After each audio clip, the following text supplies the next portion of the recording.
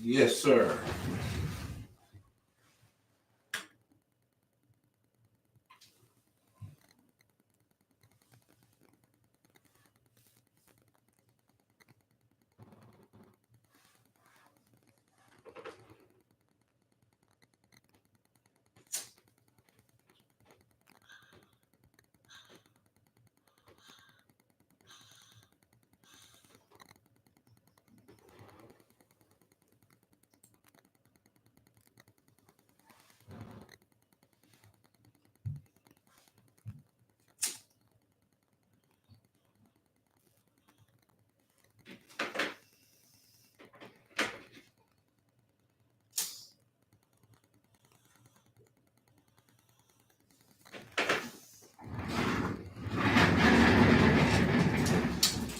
All right. All right. It's Friday night, and it's going to be all right. What's up, Willis Martin? What's up, pen and the paper? PJ! Black Diamond. What's going on?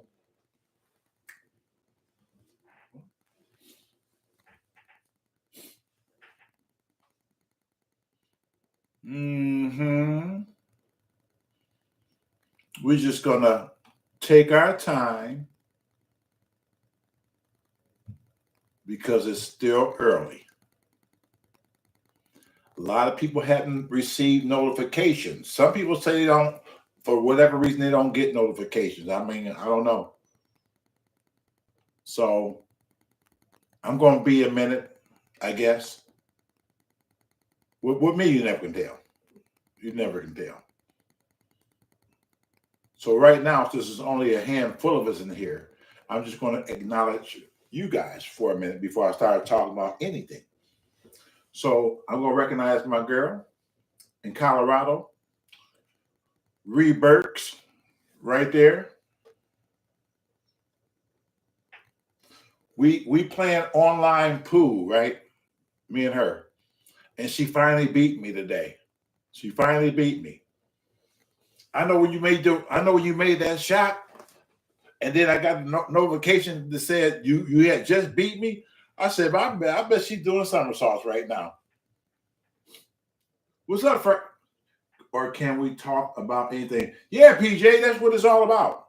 I normally just talk about whatever I want to talk about, and then I give you guys things you might want to talk about, and then we can talk about it and to kind of discuss it. Now, some things I don't know. I'm gonna tell you right now. Some things you might ask me some of my opinion or something. I'll give you my opinion, not really knowing what it is you're talking about. I might know what you're talking about, but I'm not. And you know what I'm saying? You might ask me something real technical, and I might come up with a technical Shea answer for it. So, yeah, we can talk about anything. Yes, I still talk to Lori. Lori calls me all the time. Matter of fact, watch this shit.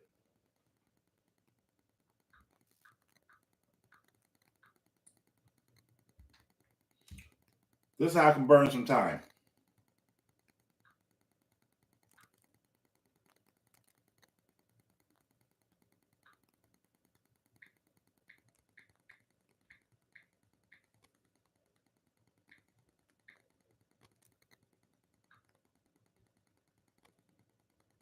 Watch this.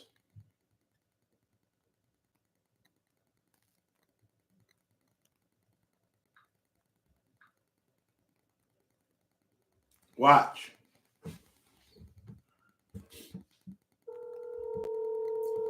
Y'all hear the phone ringing?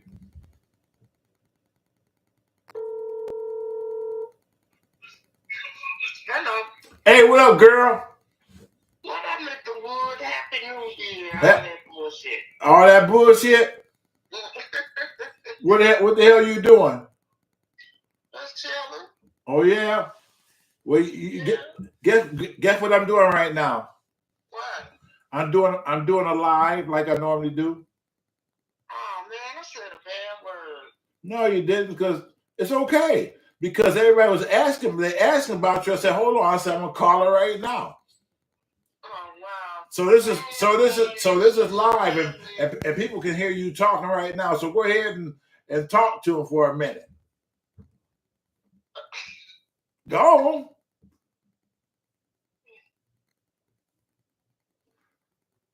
First time you ain't got shit to say much as you talk.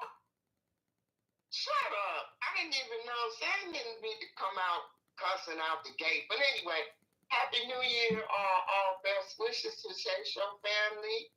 Love, peace, joy, and soul in 2024. How about that? Somebody said you shy. You ain't. Lori not nowhere near shy. Trust me. I was yesterday. I was telling them about the Leonard story. How I first met Leonard with the dirty do rag, and how you used to always tell that motherfucker, like, watch that damn thing. I told him, I said, well, Lori, I said, Leonard liked you. He didn't like me, but he loves your ass.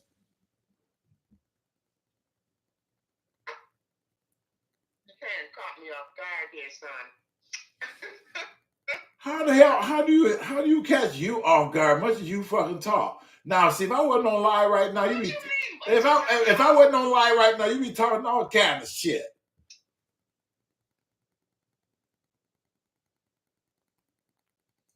You must be a fucking nun or something. I never heard you get this damn quiet. First of all, I wasn't expecting this. Okay. Well, I just figured I figured I just pre-warn you. Frank said, how are you doing?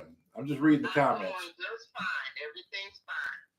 Frank lives in Ohio, and he always comes through here because he got a brother that lives in Pontiac. So he always come hang out with me when he come down to the Detroit area. So he know who you are. He a big Shea Show fan. He watched every video known to man. Wow, that's amazing. Yeah, I think so. Wait a minute. So I listen. I ain't gonna hold you because I know you getting all clammy and shit on me and shit like lost word for the first damn time in your damn life.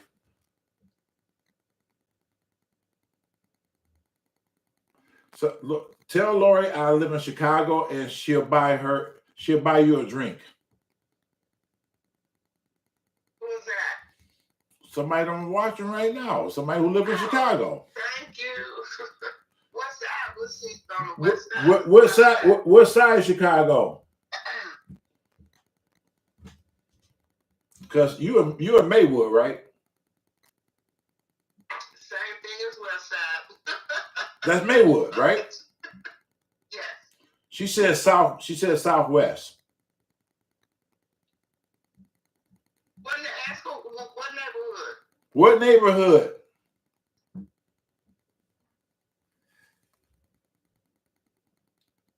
Orange Line? That sound familiar? We have an Orange Line CTA.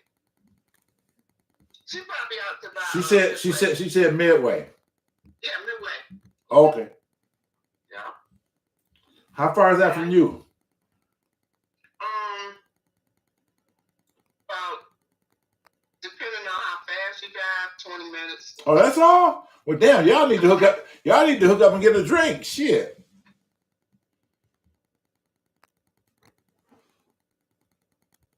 Everybody love Lori, I'm telling you. And you got people right there 20 minutes away from you. Look at that. See there? I always told you was important. Lori never thought she's important. But she see now, because she said she can't understand why people are still talking about her to this day. I told her she's been a big part of this. She don't fucking get it. Tell her she cute. Yeah, you cute. Oh, I ain't want to tell. I don't want to tell her that her head gonna get big right through the phone. Yeah, right. So you had a good day?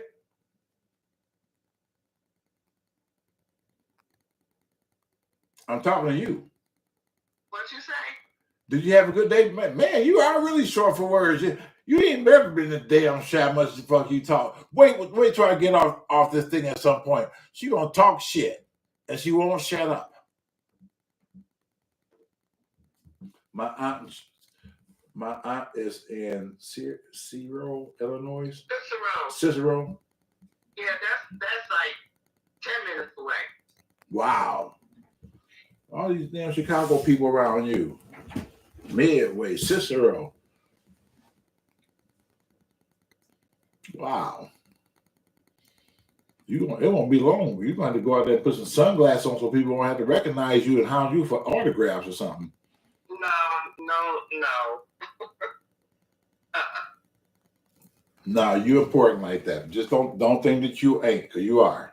No, I ain't trying to be important. You don't. I wasn't trying to be important either. It just happened.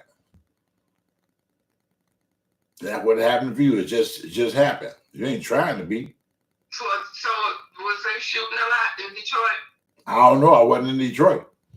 Oh. I heard certain areas was war zones down there, but out here where I am and shit, just the deer. The worst thing is the deer making noise and shit like that. That's about it. They got a little, maybe like half an hour, and then it kind of died off. Okay. It was mostly more fireworks than shooting. Oh, okay. Well, no, the brothers ain't got hip to that yet. I was asleep, and I woke up. It was 12:23. I said, "Oh, it must be 2024." No, yeah, they don't do that. This New Year's Eve in Detroit is like License to Kill. It's like the fucking what's that movie? The Purge. No, I try to get out of there. I try to get out of there before it get dark. New Year's Eve, shit, if it get dark at 6 o'clock, I'm in at 5:52. While I still got a little light. So that was it. All right, well, go ahead and do your thing. I just want to just holler at you real quick and shit. And I want you to say hello to everybody. Okay, great. It's nice talking to everybody. Y'all be safe out there. Take care. I'll call you later. All right, bye-bye. You see? That answers the question. Lori is still here. Talk true all the time. Rams Eye Bryant. Shea Show, let's go, baby. Valeria, how are you?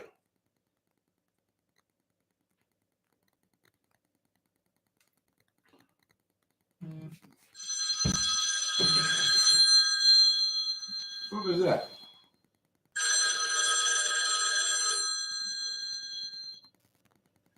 Hello? Yeah. You watching me live? You watching me live on TV? Oh yeah. Well, who is this?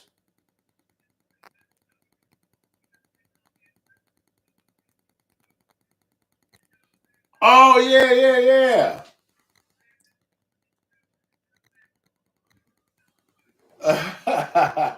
I'm on live right now. You know that, right? Oh, you watching me talk to you?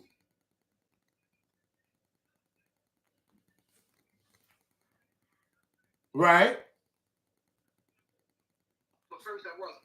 So, yeah, man, that shit was hilarious, man. Was it? Yeah, man. You said the motherfucker told you supposed to be moving clothes around. Yeah. You gotta get you go down in the basement and help you put the bodies in the coffin, man. That shit was so funny. Y'all been doing security for a long time, man. Oh, so you get it then. You get it. You understand. Yeah.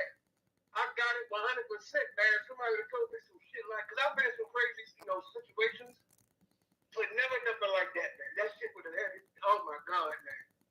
Wow. But I ain't going to hold you up, man, until you get back to your show and I'm going to watch. Well, I've been a little fan for a long time, Shea. Oh, hell yeah. I appreciate that. You know, I got you on speakerphone so everybody can hear you talking to me. Oh, my God. I'm just saying, people. Tell everybody who you are, because he watching live. Tell everybody who you are. My name is Michael Jennings. I'm from Baltimore City. Been watching Shea since day one. When he was a young-looking man. He was a young-looking boy when I first started watching. I like to think I'm still kind of young looking. I like to. Still is, man. I'm letting the show to death, man. I hunted the show down until I felt it. Wow. Okay. When you two took that shit off, hey, in less than maybe 30 minutes, I had felt the new show. Oh, there you go. There you go, bro. What's your name? What's your name on here so they can see that? My name is Michael Jennings. That's on your profile right now? Yeah, that's on my profile right now. Oh, I don't see it. I don't know how that shit works, man, but that's what I'm calling you from. Okay. I text you from this number right here. Okay, well that's what it is. Well, you go ahead and get back to watching, and I'm gonna keep talking to you. Yeah, man, I need to get you and talk to you about some things anyway. So I'm glad that you answered the phone when you call. I love that about you, man. All right. Hey, listen, we get some time to talk, brother. Okay, man. Maybe sometime tomorrow. Give me a call, man. We'll chat. My man. All right, I'll talk to you later. All right. No lie, I discovered Shea at a rough part of my life. His friendship with Dave, Lori, and all those characters made me through those times. I'm glad I was able to help you through those times. A lot of people say that. A lot of people say, Shea, you really helped me get through some really rough times when I was going through something. Or some people might say, you said something that I'm actually going through. Now I know how to deal with it because of what you said. So, yeah. If that helps, that's good. If that helps, that's good. I told you the story about that gay girl, you know, and when I told that whole story, somebody reached out to me and said, thank you for that. Listen to what you just said. I'm dealing with a situation like that right now. She said, now I know how to address it. Thanks to you. And that made me feel good. I was telling a fucking story, you know, not knowing that somebody can relate to what I was talking about. And it helped them figure their fucking problem out.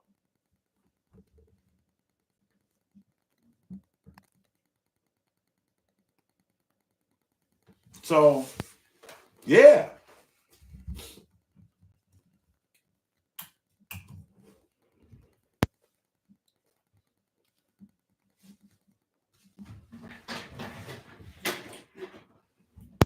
Let's get right.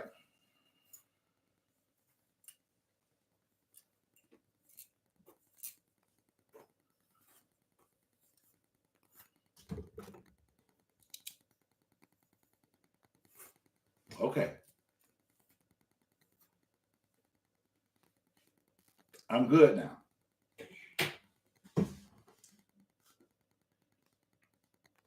Gamer! You do a lot of bowling, Frank. We're going to put you on bowling for dollars. We're going to put you for bowling for dollars. Big sis Candace, what's up? You want this hat, baby?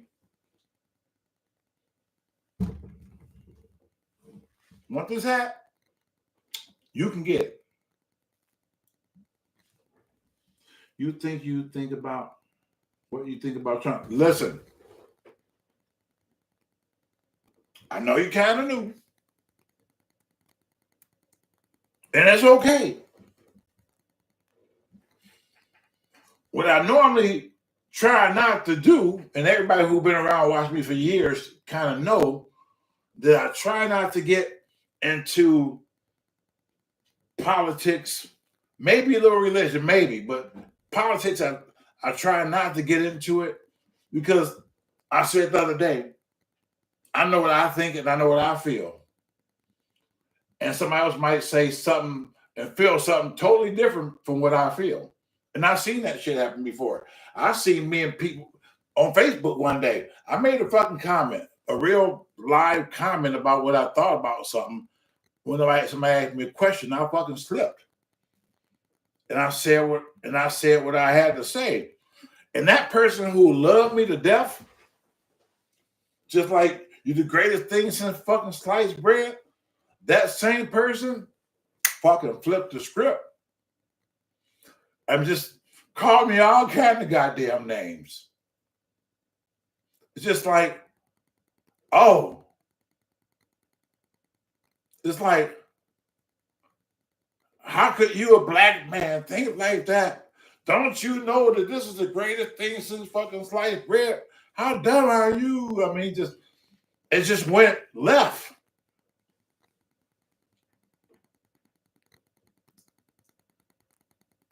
You've been watching for 10 years. So, okay, you don't. Well, then you should know already then. But let me finish the story.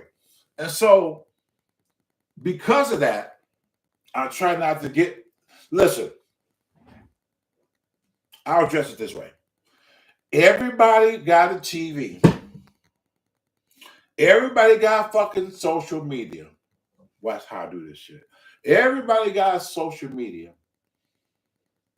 You have this organization over here saying this, and you got this organization over here saying that.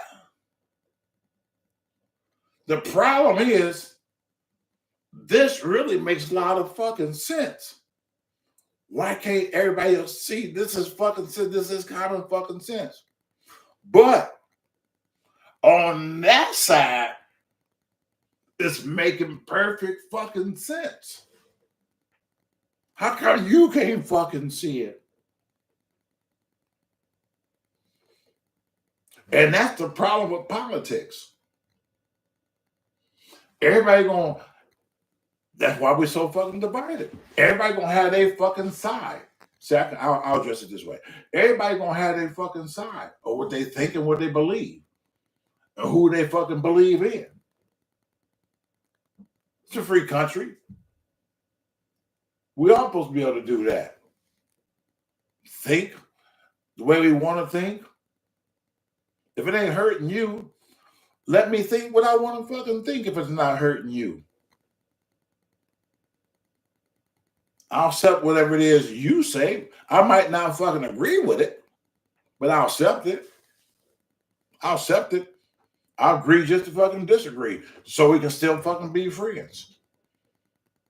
But that's not what life is right now.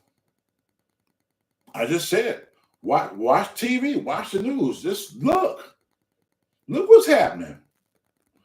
There's things happening that has never happened in fucking history since none of us been living. And we're living in a time where we are living in history. We just became history. Everything that's going on right now, we all just became part of history. These videos and all these transcripts, all this shit, 50 years down the road, people gonna look back at this part of fucking history and say, God damn, how did they survive that shit? Or would it turn around and be what it is now? And worse, 10, 15, 20 years from now. Are we going back to the fucking dark ages? Are we going back to the 1920s and 1930s? I had somebody once tell me to go back to fucking Africa. I swear to God. I had somebody tell me, you need to go back to Africa. And I said, what the fuck are you talking about? I'm from the west side. Fuck you, Africa. I ain't never been there. Where that? Yeah, I can even point that shit out to you on the fucking map. Go back to Africa. Why the fuck want to go back somewhere I don't know where? I ain't never been. This is very interesting times that we're living in. Very interesting times. I mean, it's unprecedented times.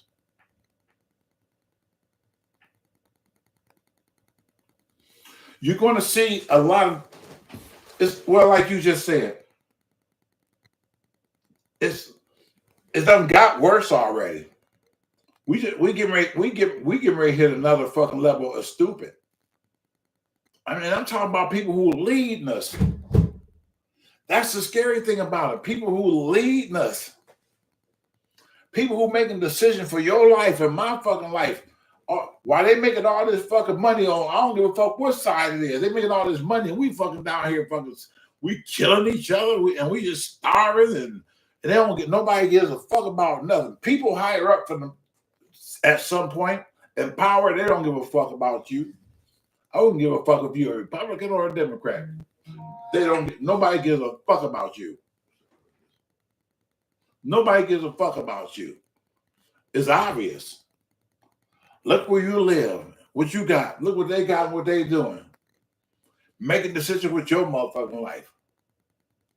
That's crazy. That's fucking crazy. The world has gone fucking nuts. Anytime someone can get together, especially men, and I was trying not to go there, but I'm just going to just tell you what I feel about this. Then I'm going to move on. Can tell a woman what she can do with her fucking body. That's wrong. I don't give a fuck I don't care what nobody fucking say.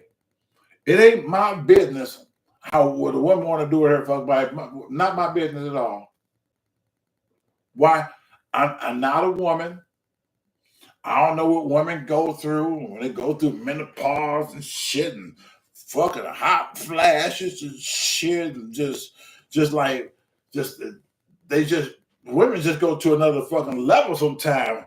Oh, let them start menopausing and shit. Oh.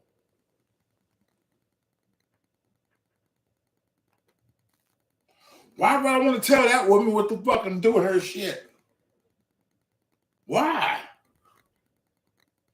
Ain't she got enough problem without somebody coming saying this what you can't do with your shit?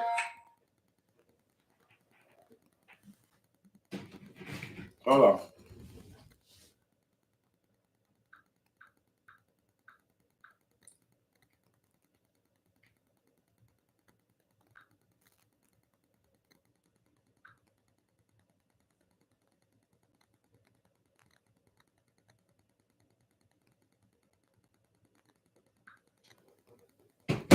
Yeah, so that's my issue. That is my issue with that. Because I don't believe in my heart of heart. Here's this thing again, what I said earlier about this person being right versus that person knowing what they know is right. I always say it comes down to common sense. Okay, I don't want to be right. I don't want you to fucking be. You want to be right? You want to be. I want to be right. Tell you what we're gonna do. Let's make this shit common sense. Now, if we started thinking from a common sense way of thinking, then we shouldn't have no problem. Then we should know that this person has the right to do what the fuck they want to do with their body. Common sense. Let's not get political. Common sense. Right? I don't care about, listen, and most pookies don't want, and most pookies don't want the girl to have no damn babies, no goddamn way. Now you're going to force them to have it, and you know Pookie ain't going to take care of them? Come on now. Y'all not looking, the politicians not looking at the bigger picture.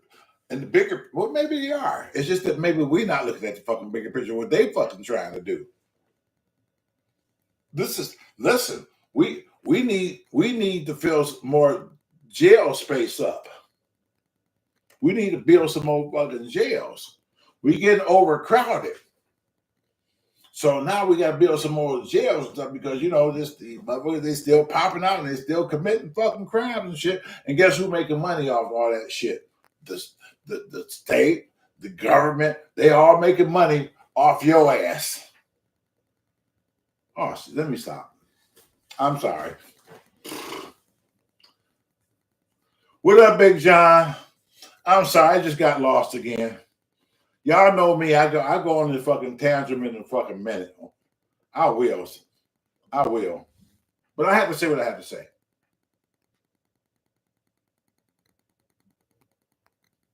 Right. Well, Willis, that's what I'm saying. See, what you just said, probably a lot of people agree with. But on the other side, it's gonna be that other group of people who just like who gonna disagree with you. Which what? Brings it back to what? Common sense thinking. Because you're gonna be right, and that person gonna be right.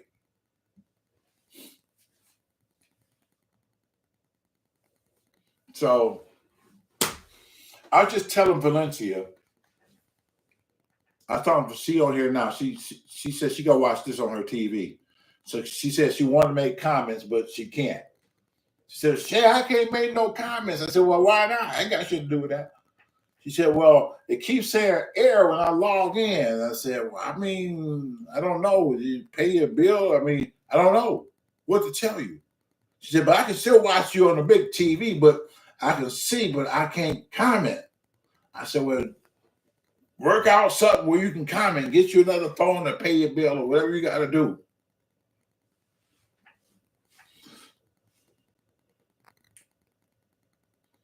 Yeah, prison. Yeah, we there.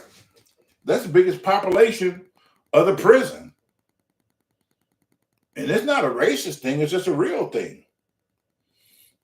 In a black neighborhood, the black neighborhoods now is struggling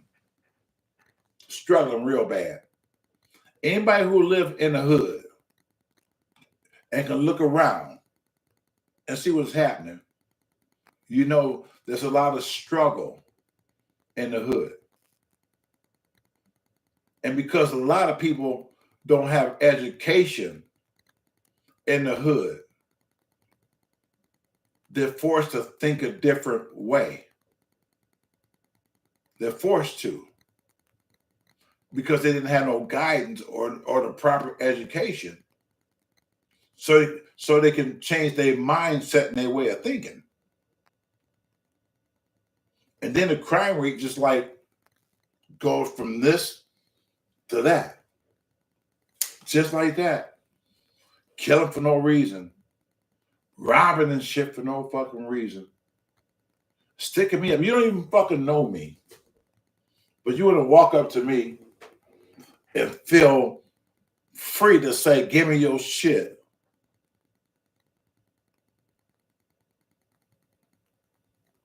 That takes a lot for a person to do. A person like that is dangerous. Let's call it what it is. A person like that is extremely dangerous. So we just have to be mindful, like I said the other day, who is around us. Who's in our circle? Remember I talked about that the other day? Who's in our circle? Your circle shouldn't be so fucking big that you don't know who's really in it. The smaller your circle is, you should be able to contain what's happening within your circle. You can control more shit because your circle is small, so you can control more shit. You don't have to worry about watching too many fucking people. So, yeah. So you have to be, hey, what's going on, Tanya? There goes Tanya, St. Louis Tanya. Y'all know fucking Tanya. She came here when the first time she fucking came here, boy. She called me out of the blue one day and she said, well, I'm a fan now. I ran across you on YouTube and I like watching your videos. I really want to come down there and meet you and hang out. You seem like a fun guy. I said, yeah, okay, yeah, you can do that. So she had a vacation coming up. She said, well, my vacation going to be on such and such a day, and I'm going to be down. I said, okay. So she took her vacation, and she came here. And let me tell you, she's in a couple Shea Show videos from back then when she first came here. And she is a live wire. She is so hyper in a good way. She's a party person. She's a person, if you got a fucking party, And ain't nobody like Revenge of the Nerds. Remember that? And nobody sitting around, they just eat tea and crumpets and shit like that, and there's nobody doing nothing. You drop a Tanya in the middle of that shit, give it 5-10 minutes, it'll be popping. Because she ain't gonna let it go down like that. That girl enjoys life. I'm trying to tell you. I'm a witness to it and shit. She came here and I said, listen, I'm not always in the fucking street. So you want the Shea Show experience. I mean, you might have to sit in this office for 6 hours and just watch me work, just so you know. She said, oh, yeah, no problem. So we go to my office. I'm doing work. She watching fucking TV. She flicking the fucking TV. She's licking. All of a sudden, she lays across. I lay across the couch. Yeah, fuck it. Go ahead. I know what time it was already. Shit. So she lays across the couch and shit. So her eyes get the fucking fluttering and shit. I looked at shit. I said, she on the way. And all of a sudden, boop, she fucking fell asleep. She fell asleep. And I noticed that she was asleep. And she had this fucking, I got a picture of it. She had this birthday thing around her head. And she fell asleep on the couch. So in the back, I went and got a blanket. And I put over her while she went to sleep. And I went back to work. So at some point, Daryl come in. And Daryl just seemed like, wow, she's just all this way from St. Louis and she's sitting here like this. I said, this is part of the Shea Show experience. Now, if you want to take her out, y'all go ahead. He was with Ray. And he said, hey, listen. She said, you want to come out? We're going to take you around Detroit, show you Detroit, because you've never been here before. I said, yeah, take her out of here. Take her out of here. And so he took her out of there. So I commenced to going back to work. No problem. Well, she's gone. She's gone with Daryl and them. So some time go by, so it's getting fucking late. Now it's getting dark. And they still gone. I'm like, where the fuck they at? You know, I'm still working. It was like, it might have been fucking 9 o'clock. And I was just still sitting at the office. And I actually waiting for her to get back so I can take her back to the fucking hotel, right? And so I heard the truck pull up. And Daryl got this loud ass fucking music in this fucking. He had just got some sounds in his car. He riding around like one of them young motherfuckers. This shit was just booming out there. I knew it was his ass.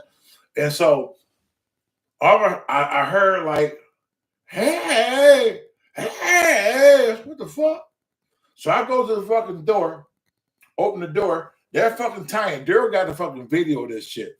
They go Tanya on the sidewalk with the music. They got the door open, music loud, and she fucking doing a robot and shit on the fucking sidewalk and shit.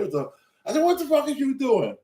She said, hey, you in the residential neighborhood. Get your ass in this house and shit. Making all that damn noise and shit. Turn that shit down. Come on, hey.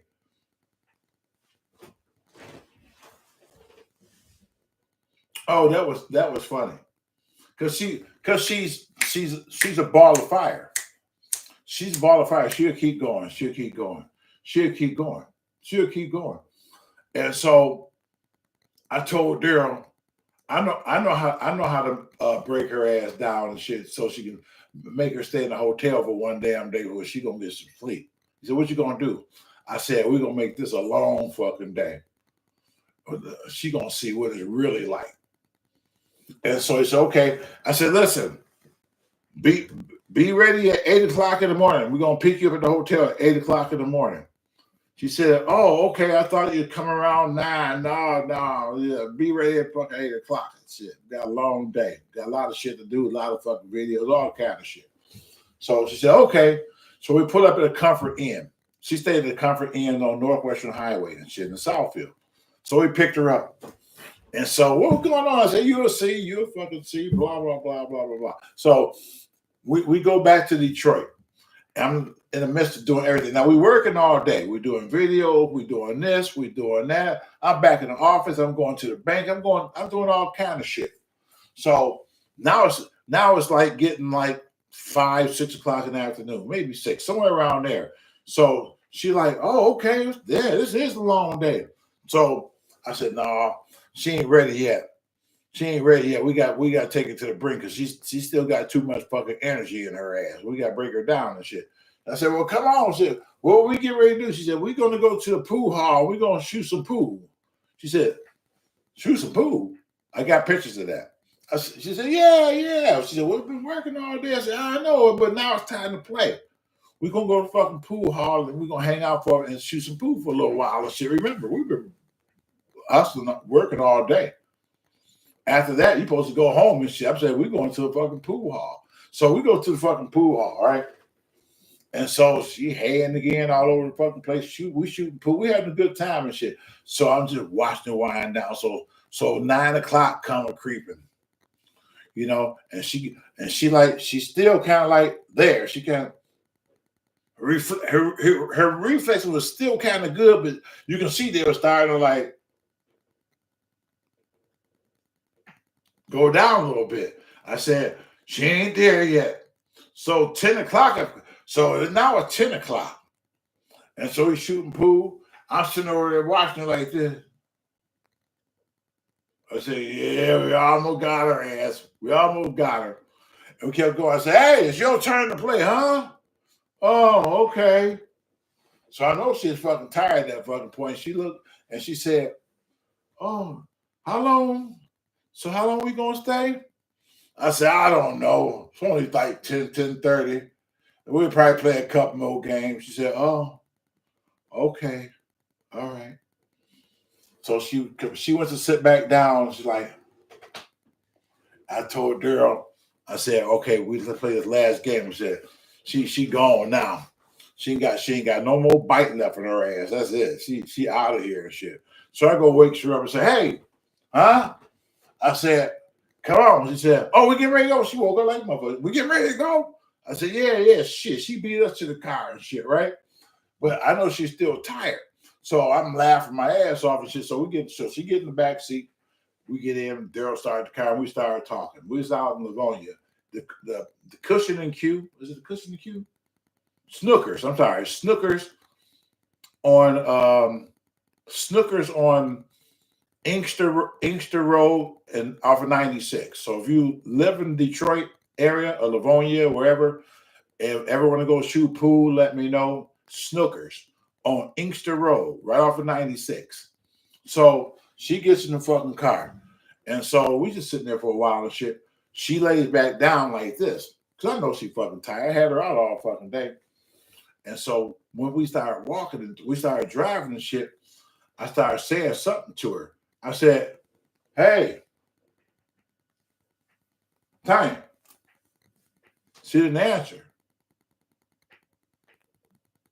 I mean, it was nothing. And like, Tanya. I said, what the fuck? So I turn around and shit. I wish I had one of those mirrors so I can put under her nose to see if she's still fucking breathing, right? I said, hey. I said, this girl dead, shit. She said, huh?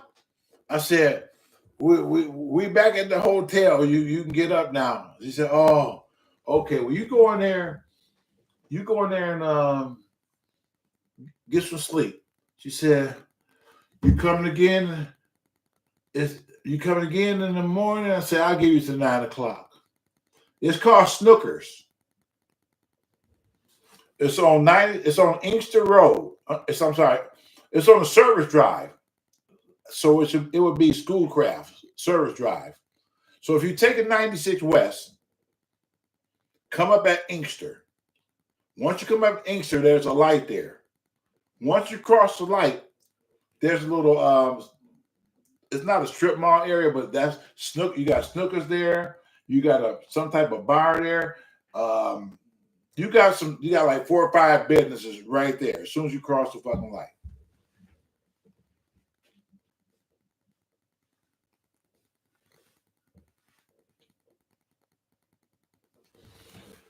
So yeah, so we had a really good time with her. We had a really great time with her. And thank you again for coming, hanging out, and still being my friend to this day. So that's a good thing. She came to the Shea Show birthday bash in 2019. She came back down here in Detroit, hung out for 3 days, another 3 days. Whatever happened to Kung Fu? He's still my tenant. He ain't going nowhere. He's funny. He's funny. I like Kung Fu. He's not. What can I say about Kung Fu? Kung Fu is a real cool young man. Um, and I know he has some challenges and some issues, you know, but despite that, no, he still takes care of his business. He's independent. You know, you got folks like him who can be independent and still function. You know, which is a great thing. So somebody did a lot of work with him, you know, for him in his condition, for him to be able to still be by himself and take care of himself. He's functional, real functional. You know, so that's one thing I love and respect about him. I mean, out of any motherfucking tenant that I got, because he's on disability, out of any tenant that I got, he's more consistent with it than anybody. He calls me. I'll never have to hunt him down. Never. Never. You know, he been with me for like shit. He been with me for about 12 years.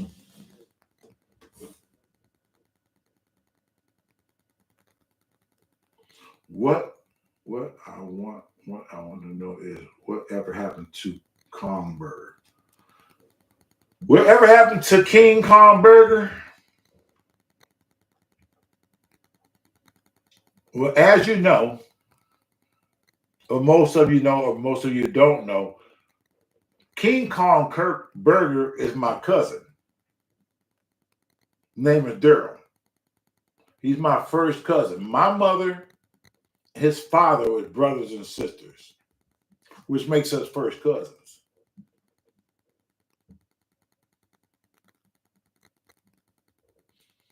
And when we was growing up, even though we were first cousins, y'all probably got those cousins that you associate with growing up. You know who they are. You know they're your cousins, but you don't associate with them. But you got this other group of cousins that's also first cousins, but they are different than these cousins. So you gravitate more towards these cousins. And what the parents do at that time, they know the difference. And so they let us hang around these cousins, the ones who was actually really doing something and doing a lot, you know, positive shit. And they kept us away from these cousins because of what they were doing and what they were into. He told the story once before on YouTube. He said, we're first cousins. He said, you know why you did so well and why we didn't really hang out? I said, why? He said, because your mother knew that we was into a lot of shit when we was growing up. And she didn't want y'all around that. She shielded y'all from us because she knew that we were doing a lot of shit and she didn't want y'all to end up like that. That's why you grew up with that set of cousins, because they were doing something totally fucking different. And so for him to know that and for him to acknowledge that said a lot. It said a lot. But it's also said a lot to me down the road because he came to me and everybody knew. I heard that he was a scammer. I heard that, he fucked people out of money, family members a lot. I heard the stories, but I'm one of those people who will give you a chance, because at some point I'm thinking at some point people like that want to redeem themselves. People like that is waiting and begging for somebody to give them one more chance because they know they fucked up. So I'm that person. I'll give you that fucking chance till you show me different. I don't care what nobody fucking said about you. I'm going to see what you do for me and how you do me. And I'm going to treat you good. You treat me good. Despite the rumors. I'm the cousin who's willing to give you that fucking chance. So he came to me wanting to work because he really wasn't doing nothing. And he was trying to, he said, well, man, but can I get on your team? Can I work for you? Blah, blah, blah, blah. And, blah, blah, blah. I said, yeah, man, all right, well, come on in, man. You can work for me, man. I started paying him fucking weekly and shit. He was doing all right. But the problem, and he did a lot of shit for me. I mean, and he was straight. I would still have him right now. Because he was about his business. He knew if I gave him a task to go downtown to do something, he got it fucking done. Where you walk in some of those offices and they give you the fucking runaround, he knew how to get around that shit. Daryl knew how to fucking talk to get results. And he made connections with the water company. Every time you go down to the water company, the first person he came in contact with was Miss Cook. And from that time on, every time he went down to the water department, he told them he wanted to see Miss Cook. Even if somebody else had to go ahead of him, he wanted to see Miss Cook. He didn't want to see no other rep but Miss Cook. So what he did was he formed this friendship and this alliance with Miss Cook. So Miss Cook got up to the point where she would do things for us that we needed extra paperwork to do when it came to getting water services and shit. She would bypass a lot of that shit because Daryl made her so comfortable that like they were best friends and shit. So Daryl had a gift for gab. But yeah, he did a lot of talking. And that was another problem with Daryl. He's a fast talker. Most people who talk that fucking fast are bullshitters. Fast talkers are bullshitters. Period.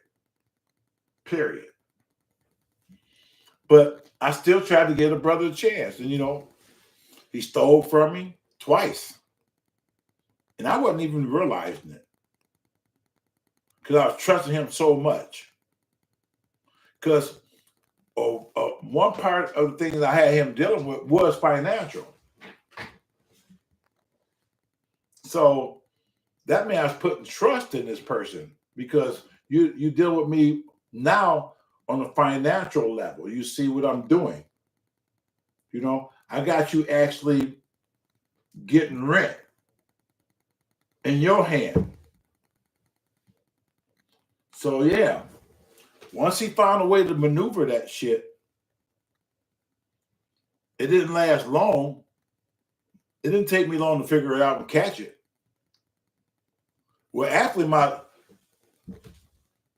attorney, I don't know if he caught it, but he caught me from court one day because I had a few families that I was giving eviction notice to because they hadn't paid their rent.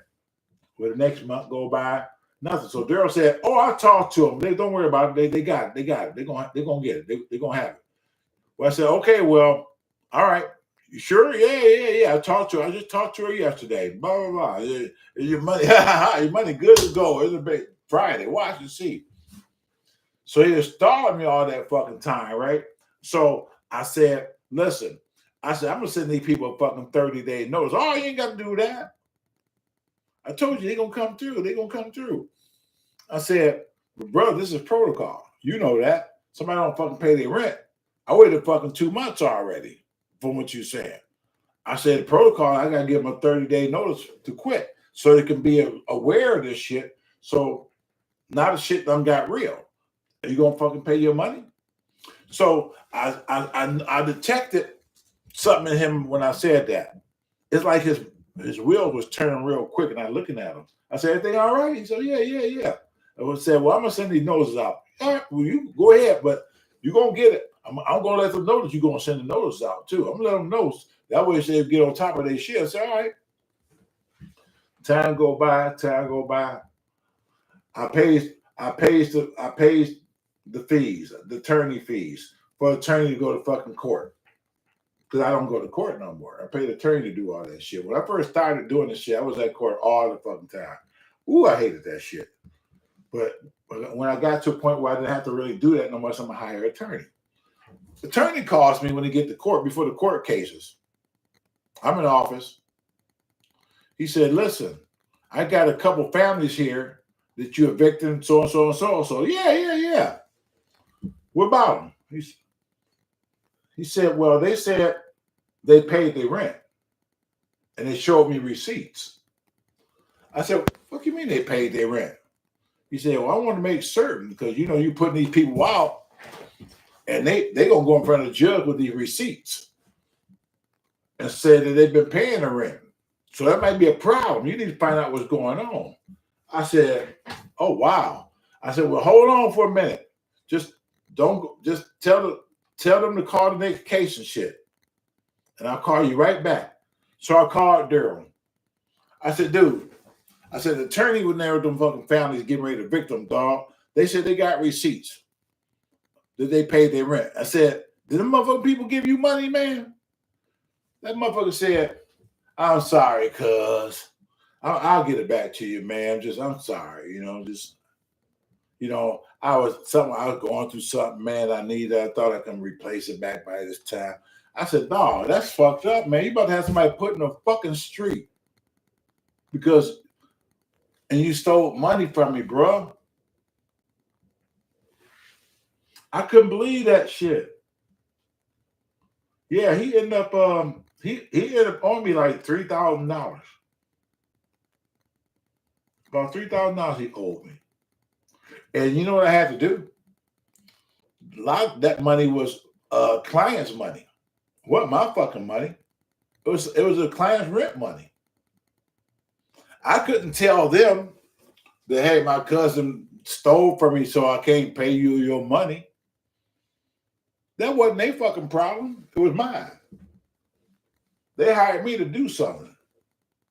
Now I gotta do what I gotta do. I'm not gonna tell these people I can't do it. So they can lose faith in me. Now I started losing business. So what I did, I ate it. Out of my own fucking pocket. I made certain that those people got their rent money and it came out of my fucking pocket. I took the L on that one. And I told him, I said, dude, you gotta pay me every goddamn penny back, bro. I'm gonna have to kill you, bro. He said, I'll work it off. I said, I see what I can do, man. I said, you can't be doing this part. You can't deal with no motherfucking money. Period. You just can't, man, because you owe me, man. I should be fucking having your ass prosecuted and fucking kill your ass. Well, you my cousin.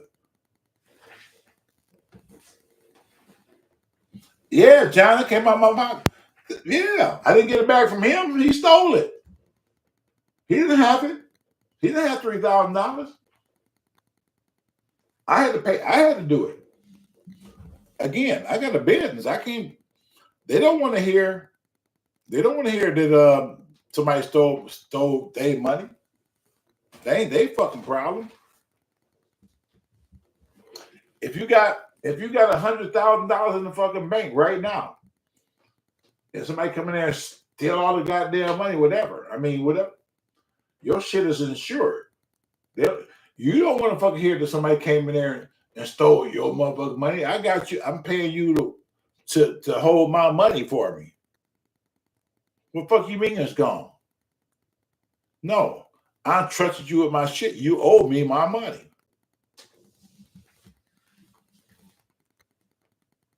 Yeah.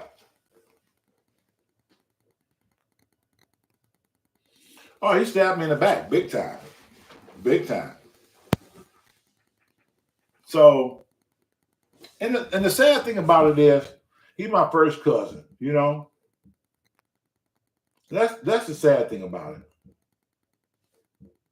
I mean, I don't really want to have nothing to do with the guy, you know, just when his brother died years later, They had a memorial for him at Belle Isle. They was going to, put his ashes out in the ocean, the lake, or whatever, the Detroit River, and so they had a memorial. So I knew about it, so I'm coming.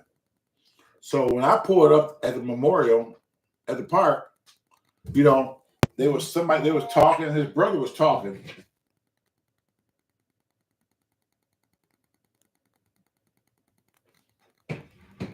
His brother was talking,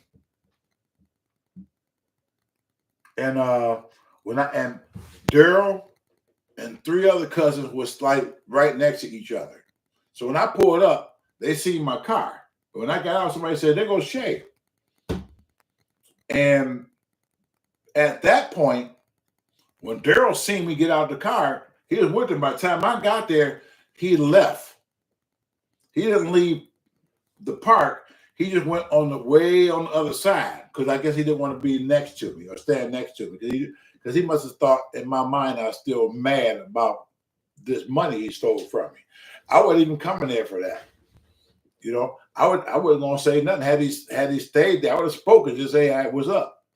I've been sociable because I'm coming there for his brother's memorial. I ain't coming there for no shit. But people realized what was happening and shit. So yeah, he seen your ass coming. He seen your big ass showing up and shit. He got the fuck out of Dodge. I said I wasn't gonna do nothing to him. I was just coming to pay my respects to his fucking brother. Then I'm out of here. Shit, I got other shit to do. And I ain't thought that was a while back. I ain't think about that shit no more. I just know who to deal with, who not to deal with. Remember I said earlier, when you keep your circle small, you got a better idea of who you have to watch. Just think if my circle was like this, and I had a whole bunch of them motherfuckers like that.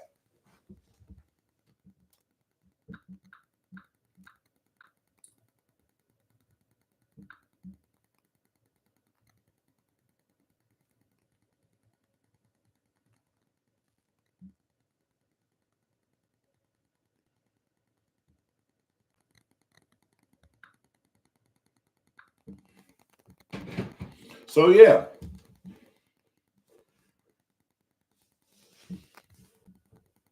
He probably was.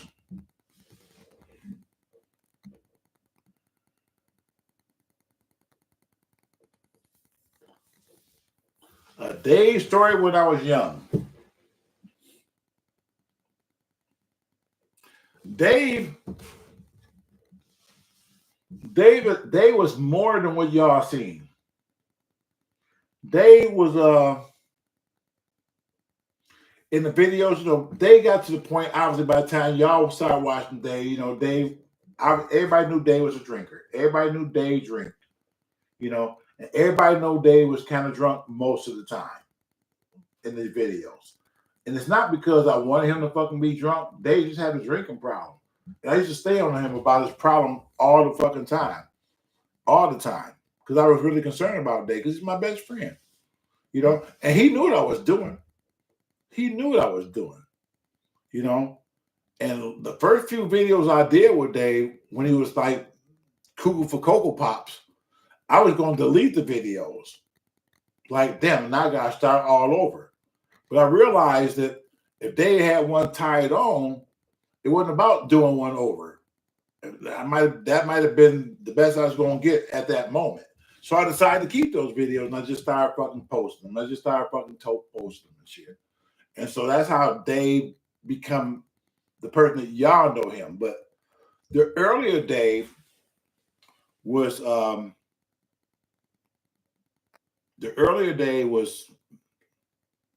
different. He was studious. He studied. He had always had the books under his arm, doing his homework because we went to school together. Kept his little afro combed all the time, real nice and neat. Dave was a ladies' man in fucking high school. Y'all might not see it at that point, but Dave was a ladies' man. Dave's skin was fucking smooth as fucking butt. He like Smokey Robinson and shit. His eyes was, Dave's eye is green already.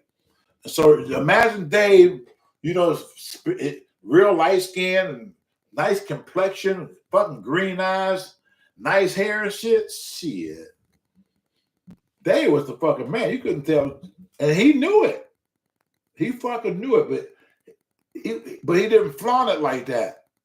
They knew he was a good looking guy, but he was like so cool with it.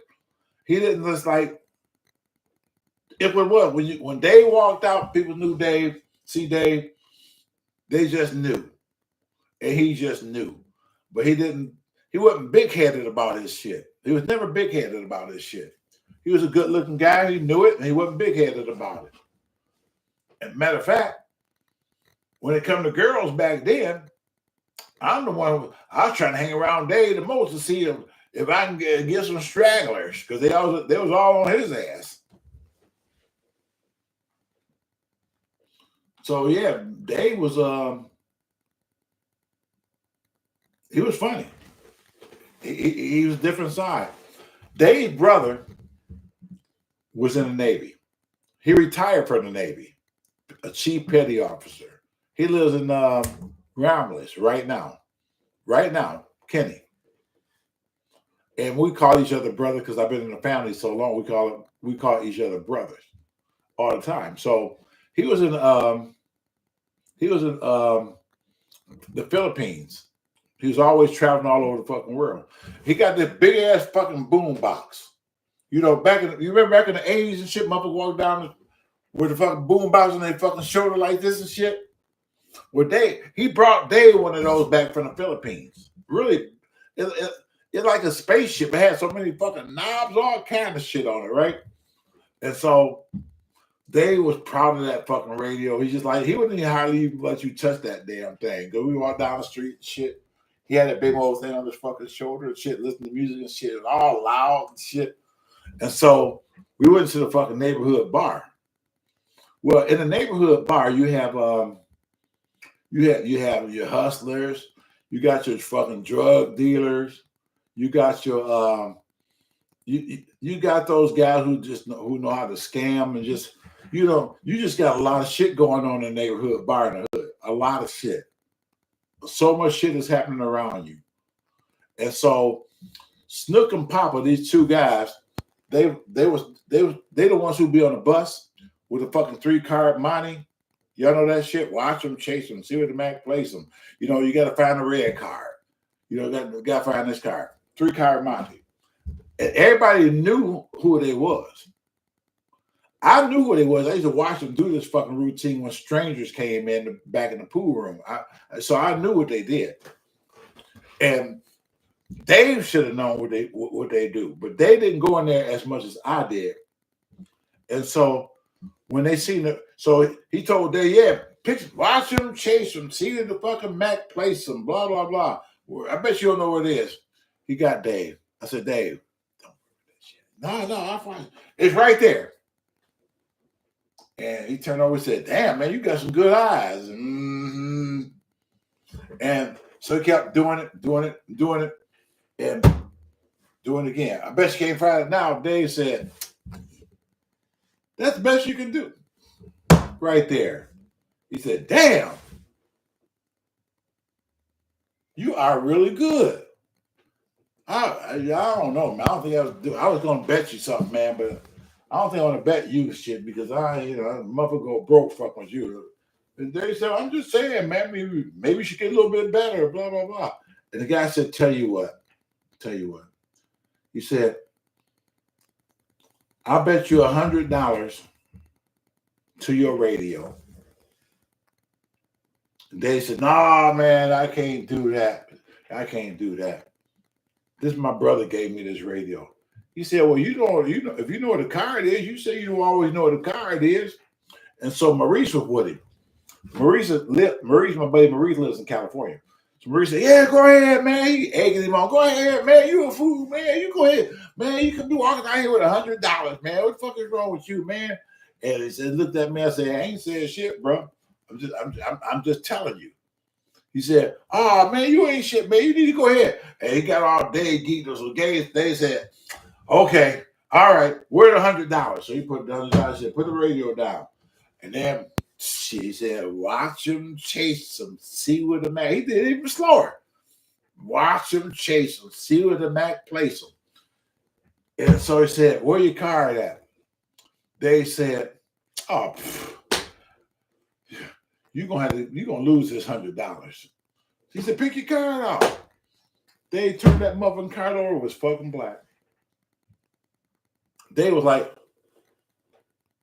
"How you do that?" My man said, "Do what?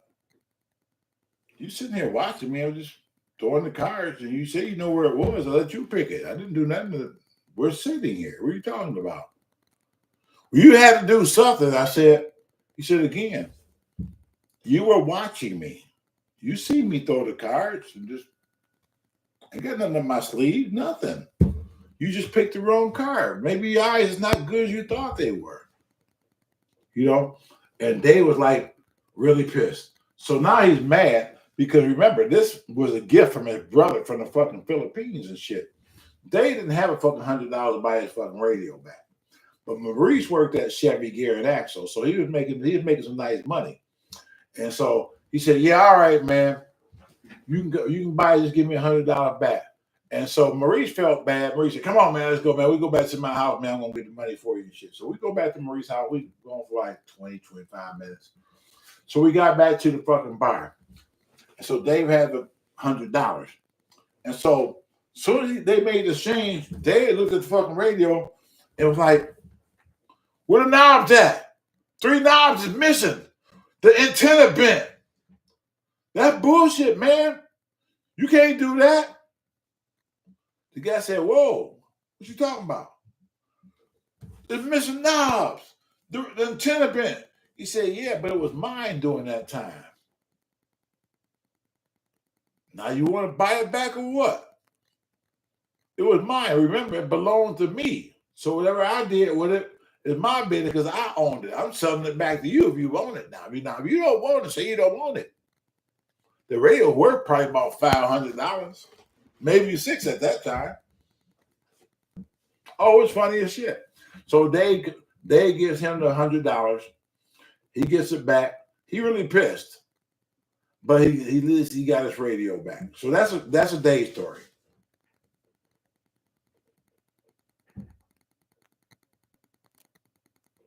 Mm-hmm.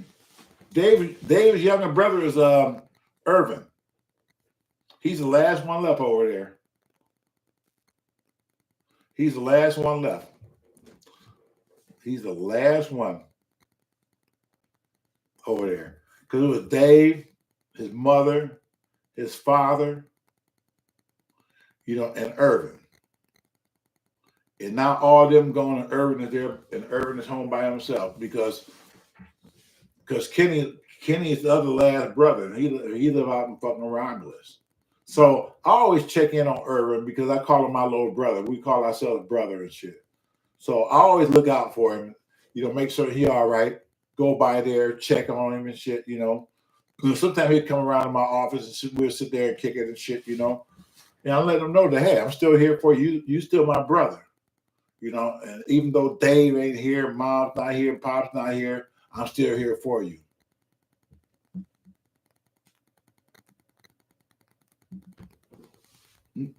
Yep. Erica Denise, who? Hey, Eric, I just seen you. Now you know damn well when I'm talking, I don't fucking see shit. Because you'll say later on, "You was ignoring me. You see my black ass up in here.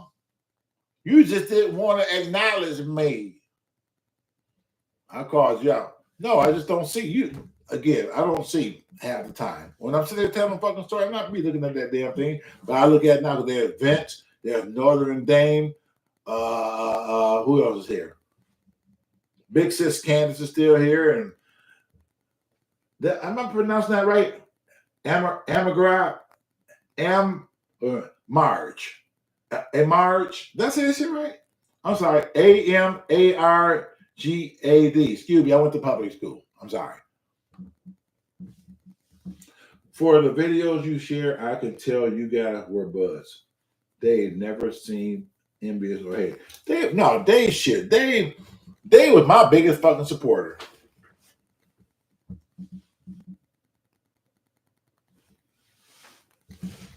You know I am, John.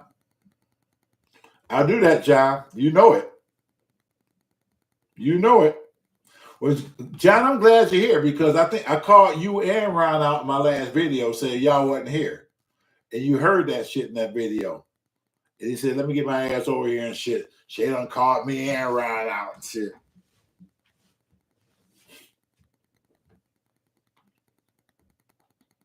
A Margad. A Margad. Oh, A Margad. A Margad. A Margad. I'm close. I know. As long as you know what it is, I know what it is.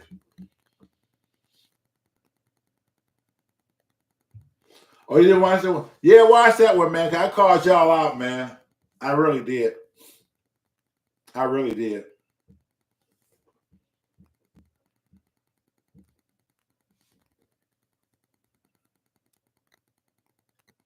I told that story 2 nights ago about the lady throwing tomatoes.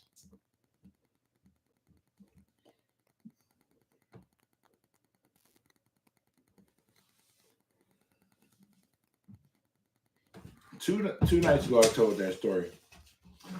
You know, I be telling a lot of new shit too, but you know, people say, man, I like your old shit. You know, I like your old stories and shit. You know, so yeah, I got like a million. I got a million of them fucking old stories. I mean, some of my favorite stories is probably the turnkey and the church story with my wife. You know, going to church for the first time. Well, I've been to church before, but the more I had really got involved with church. I'll say that. I don't know if that block still stands on the east side. I ain't been over there.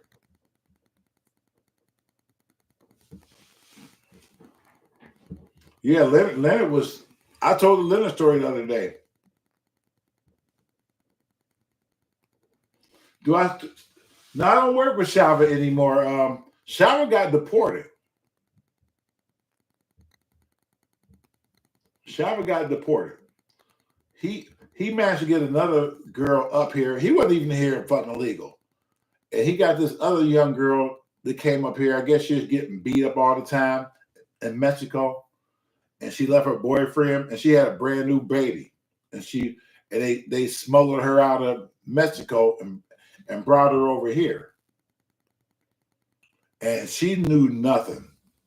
She knew no English whatsoever. Nothing. I mean, she couldn't speak a lick because she had just got here. And she didn't even know how to fucking say hi. None of that shit. So what happened was he used to bring her on the jobs. And she had this brand new baby and shit. And so while he was doing carpet, her and the baby might be in another room that he might have finished with carpet on the floor. She playing with the baby, whatever the fuck, right? While he working. And I didn't really have a real big problem with it. But I did tell him, I said, you know, you shouldn't really have, you know, your girl and a brand new baby on the job site. You know what I mean? Well, it turned out, Shava was so jealous. He didn't want to leave her at home because she's a young girl. He thought that somebody was going to end up trying to talk to her and take her from him. So he kept her with him all the time. All the fucking time. Because he thought he was going to fucking lose it to somebody else because she had just came to this country.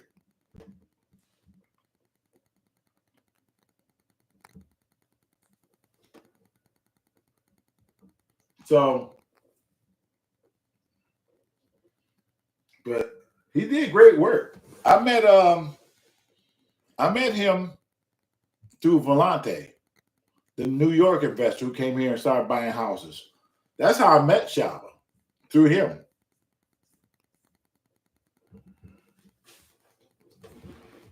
Funny how life works. The 11-year-old mom. Hey, listen, Brian, check this out. I'm glad you said. You guys remember the young girl at 11 years old, when she turned 11, she's 11 going on 12, she had a baby.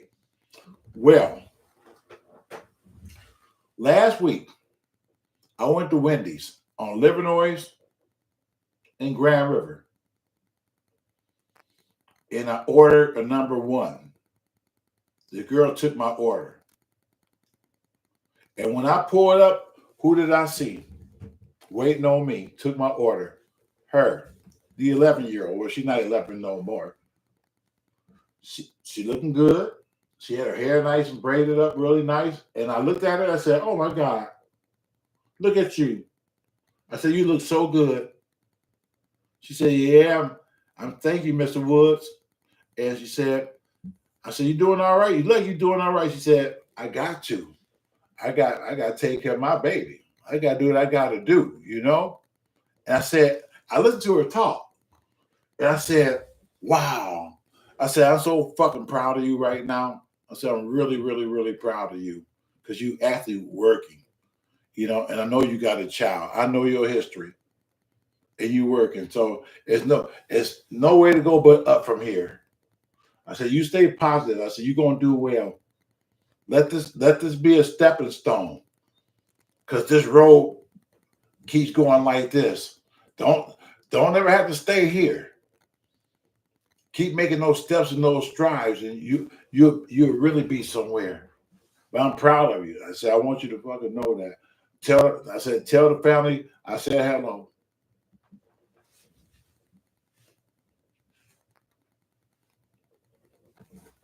Yeah, she's doing good. She's doing good. She's doing good. And you know, her brother was Pookie. One of my videos I called Pookie. That was her brother.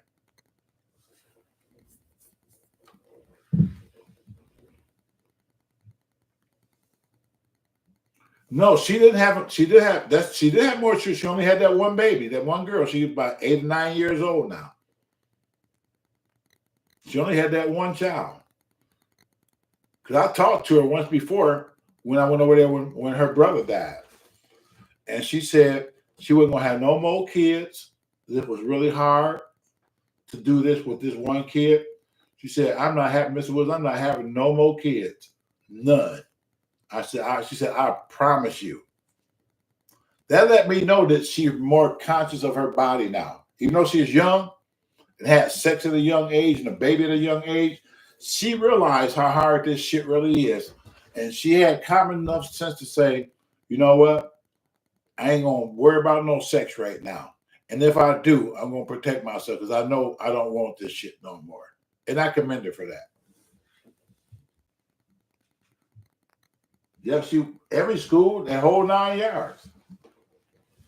Yeah, so I'm proud of her. You know, the fact to see her working. You remember when I first met them, I think I met them when she was like 10 years old when I met her.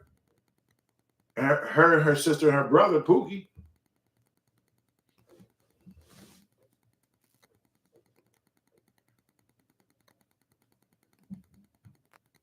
Roberto doing fine. I just did a video a couple of days ago. Roberto was in the video a couple of days ago. Yep.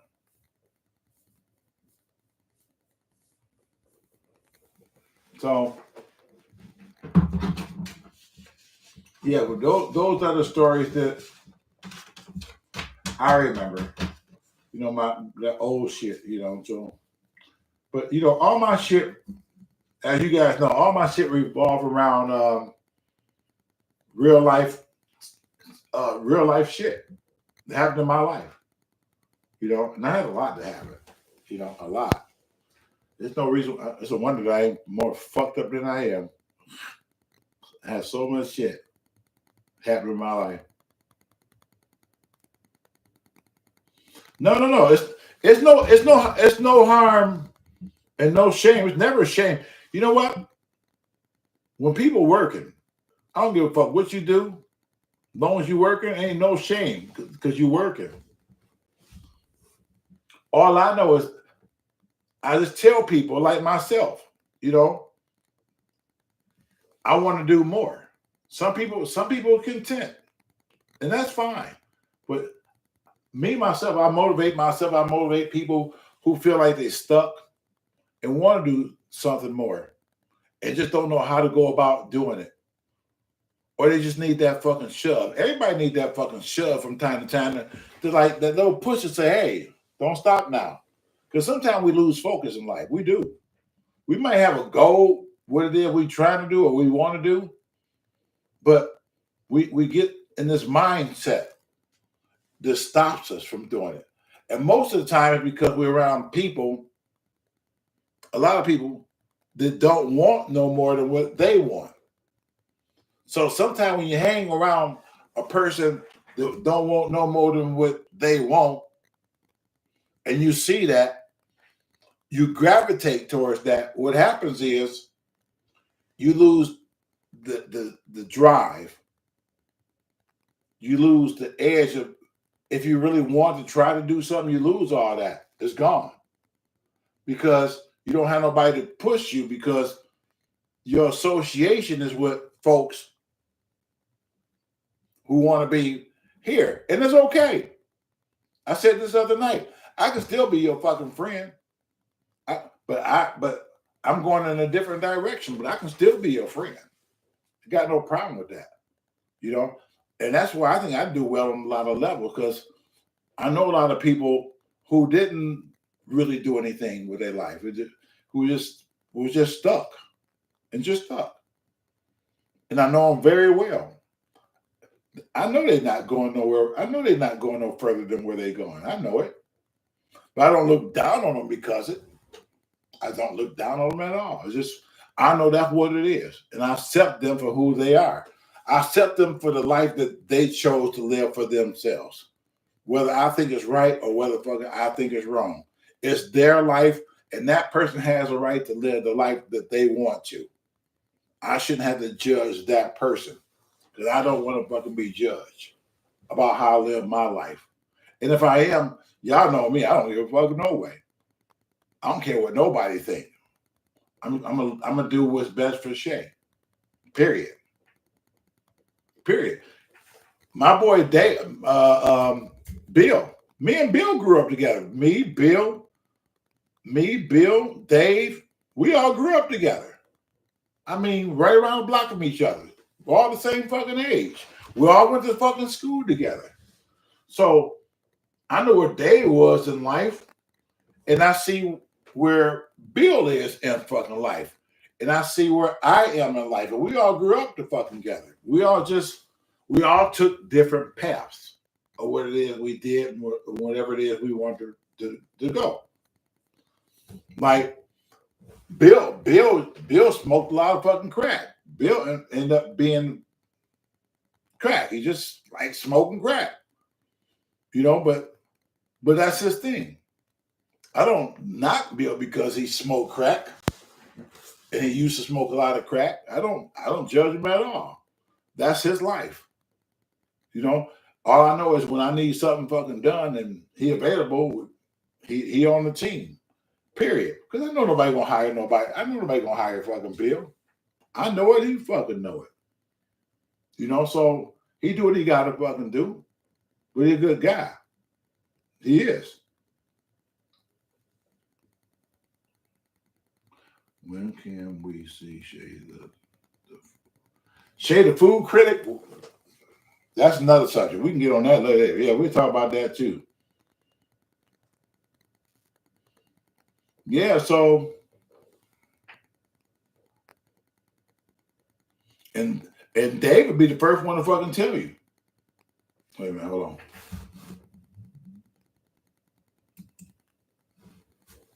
Yeah, so I remember when Bill came to me one day and said, Shea, knocked on my fucking door. I said, what's up, Bill? He said, I want you to know I quit smoking crack today. You did? Yeah, man. I got all big and shit. He said, I'm just getting off crack. I smoked my last one today and shit. I made sure that I got rid of that, and that was it. I said, you can go cold turkey like that from smoking crack? He said, yeah. He said, that's it. He said, I'm letting you know right now. I said, I'm proud of you, Bill. I heard this fucking story before. I'm proud of you, fucking Bill. He said, okay. So he leaves and he seemed like he all shade up and shit, like he ready to go, to fucking work some fucking where. 2 days later, I see Bill go by Bill's house. I said, let me go get Bill, go do something. He was on the fucking porch. I said, Bill. He said, I swear to God, he's sitting in a chair like this.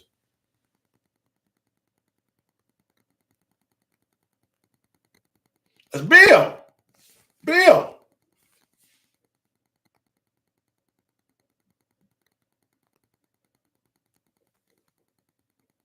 Bill.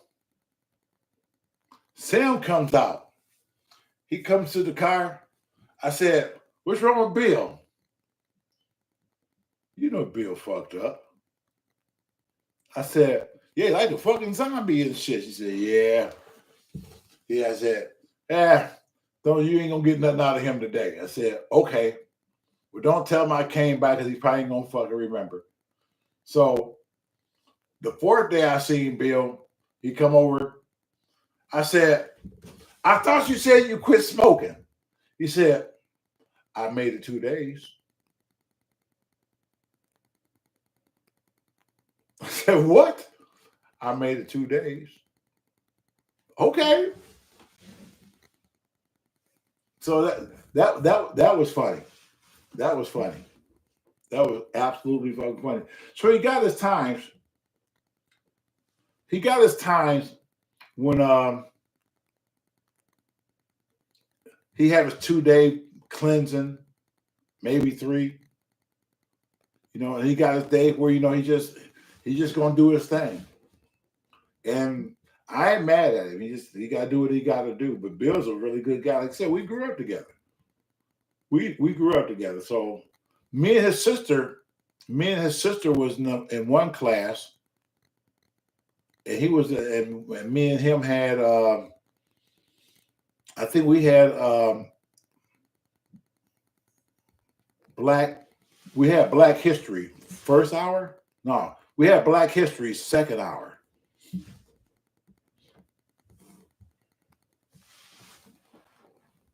Is Shangri-La still open? Yeah, I still go there. The one downtown, right? One downtown on Cash, right? Shangri-La. What you know about Shangri-La?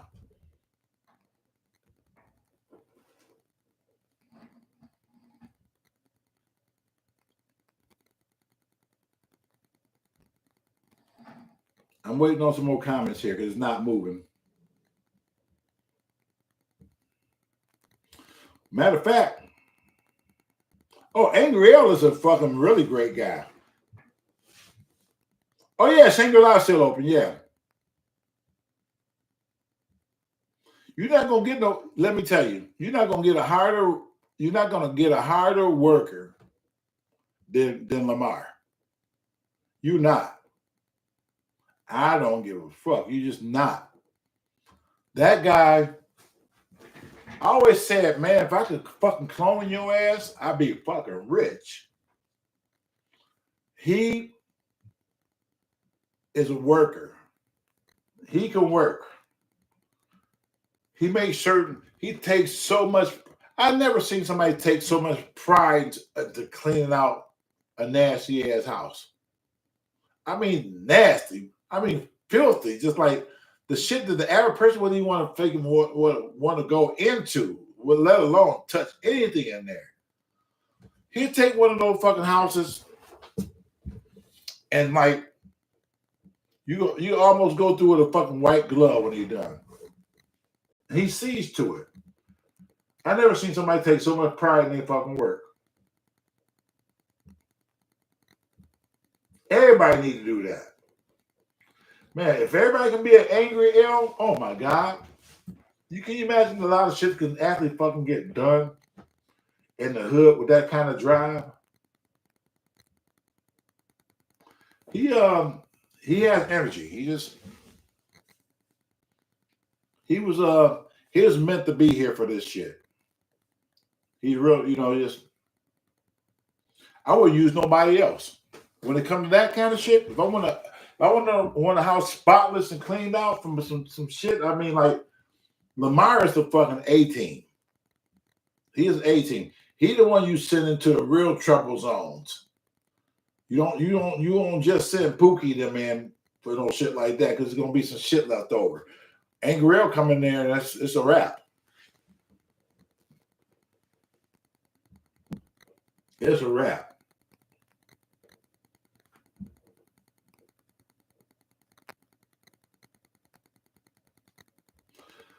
Shangri-La is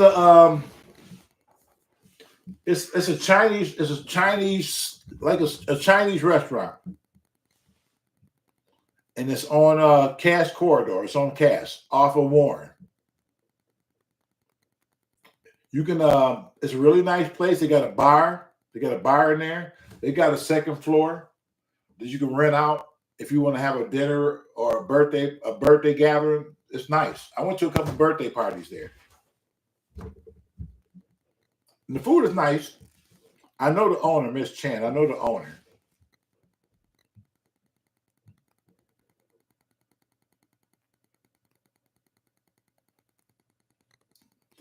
Famous Days. I love Famous Days. I love me some Famous Days. I really do.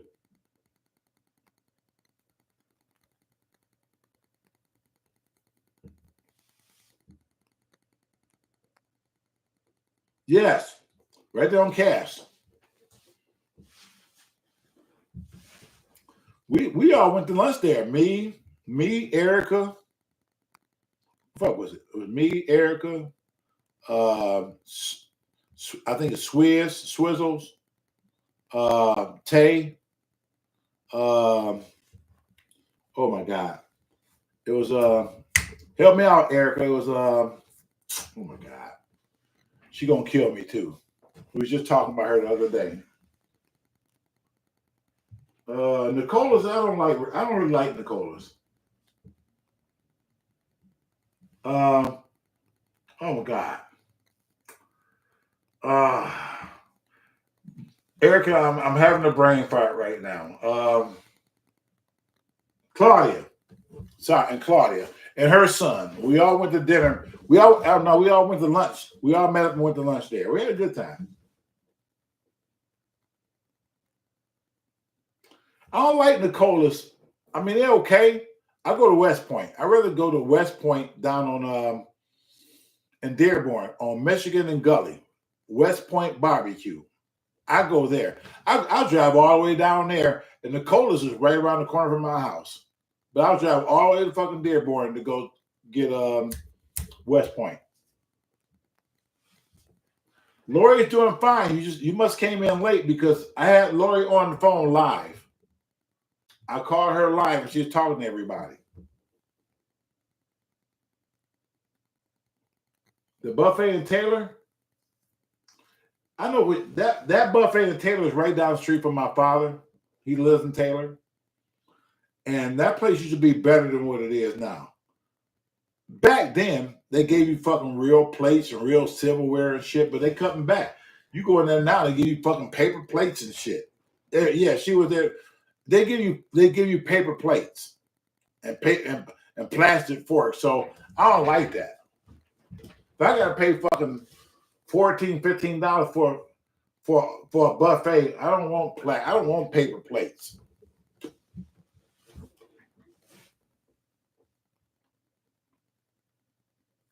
What's a good soul food spot? The only soul food spot that I know about that I used to go to years ago is Motor City Soul Food on 7 Mile in Wyoming. Some people say it changed a lot, but that's the only place that I know that have soul food restaurants. It's not too many soul food restaurants in the city. If it is, they just mom and pop. They so downloaded you don't know who the fuck they are.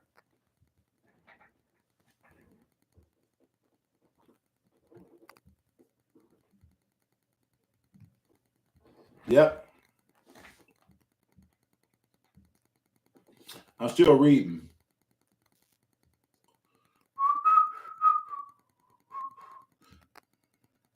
Yeah, Motor City Soul Food, 7 Mile in Wyoming. I'm sorry, 7 Mile in Myers. My bad. Myers and 7 Mile, right across the street from Home Depot. Cattle corner from Home Depot.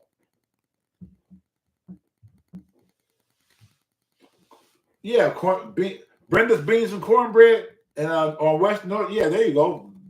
Beans and cornbread on Northwestern Highway. Yeah, I forgot. I'm just so used to Motor City.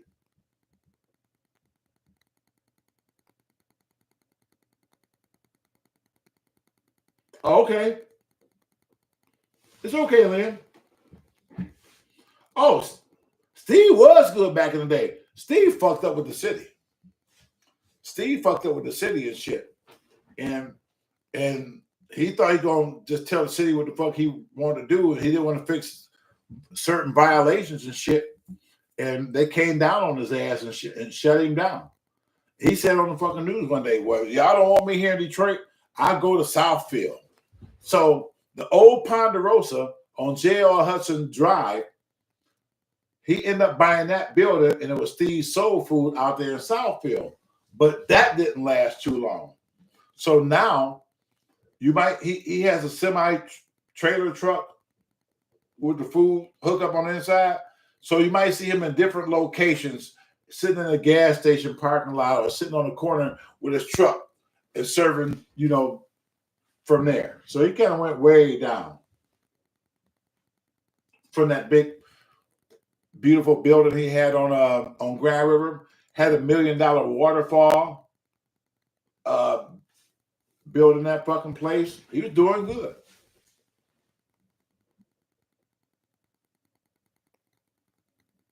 He was really doing good.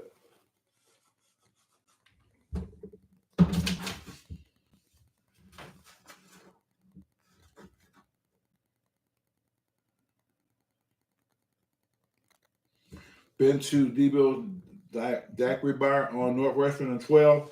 I haven't been there, but I'm not far from there. I'm not far from there. I know where it is, but I haven't been there. Well, the truth of the matter is, I don't drink.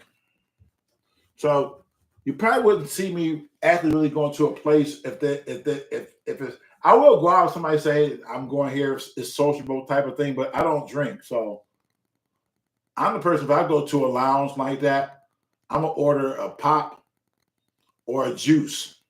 And I'm gonna nurse that bitch all night long. I'm gonna nurse it because you're gonna pay about $5 for a glass of pop. So I'm gonna nurse that damn shit.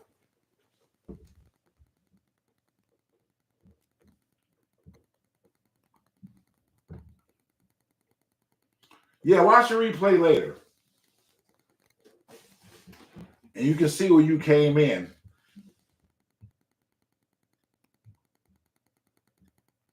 It's too bad the Steves had to go down like that. It's bad.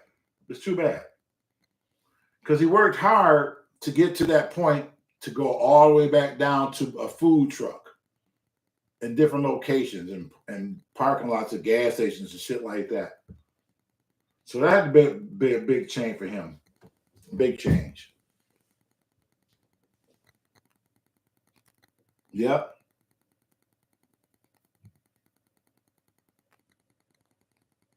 Oh, okay. They got seafood boils. Okay.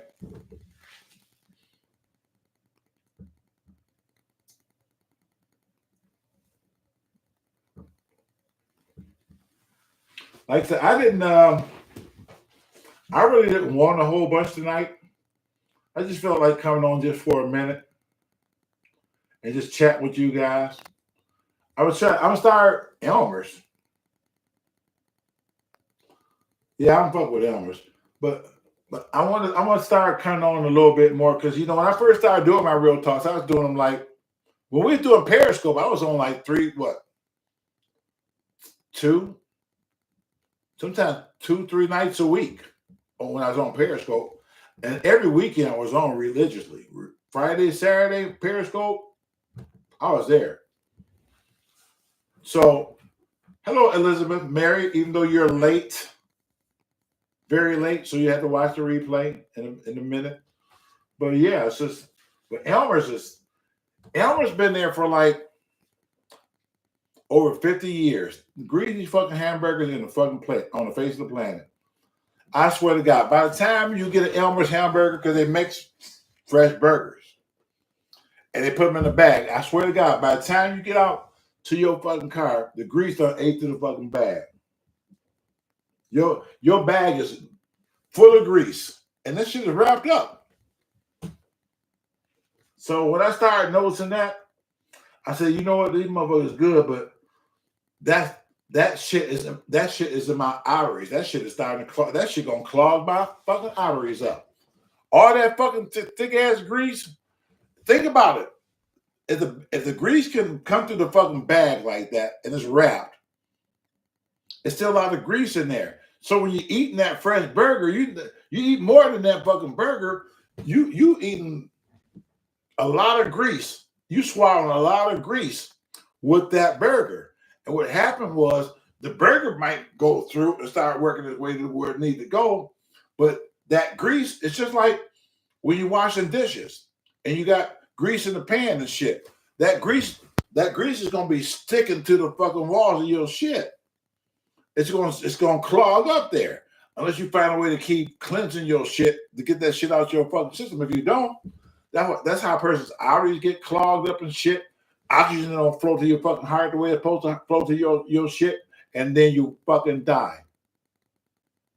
So keep that in mind when you're eating a lot of greasy shit. I went there.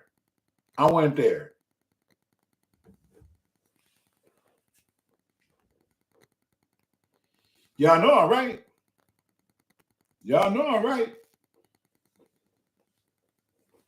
That's with anything. Fried chicken. Anything that you fucking fry meat wise, all the grease ain't out of that shit. It's not. It's slowly building up in your fucking system. That's why a lot of black people have heart problems and shit. We have a lot of heart problems and shit because of the shit that we eat.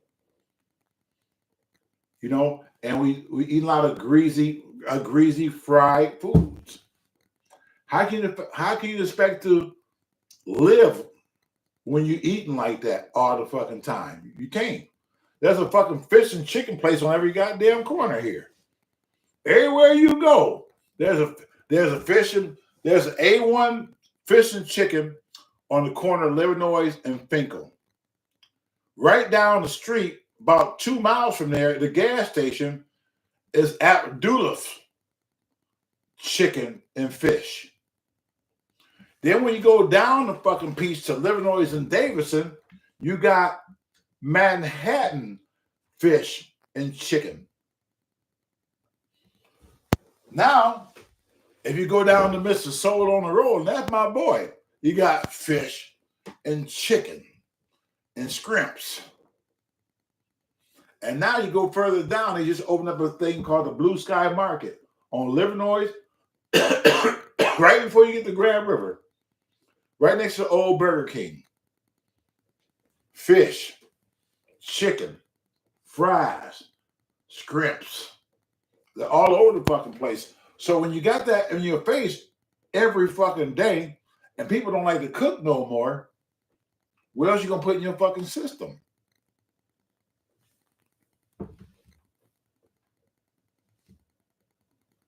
So what I do, there go Lamar right there. What I do, I try not to eat fried. I don't eat fried food every fucking day. I don't. If I eat fried food sometime, depending on what it is, it might be once a week. It might be once a week that I might eat fried food. And sometime it won't even be then. Sometime it won't even fucking be then. I got a whole pantry down there full of fucking vegetables. Beans, rice, corn, you know, and sometimes I'll bust open the can of corn with some string beans. You ain't gonna always have meat all the fucking time with your meal. Black folks think they need to always have fucking meat with their meal, and you don't. We just been conditioned to think that we need meat all the fucking time, and you don't. Some of us won't even fucking eat a meal or want to fix shit. They don't think they can fix some fucking meat with it.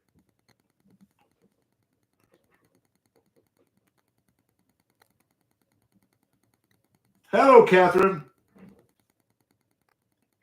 Yeah, it's a liquor store every corner down here too. You got a liquor store on every other fucking corner. You got a if you go down like Finkel and Linwood and Dexter, you got a church on every other corner.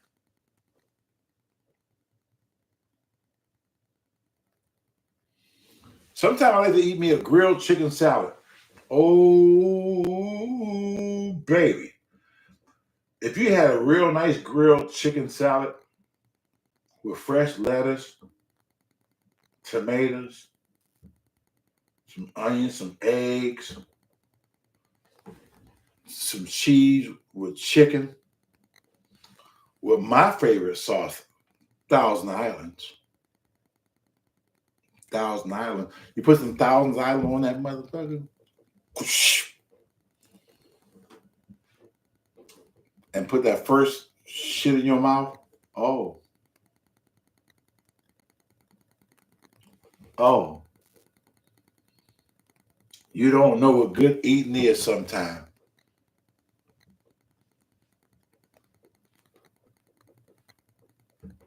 Yeah. Subs.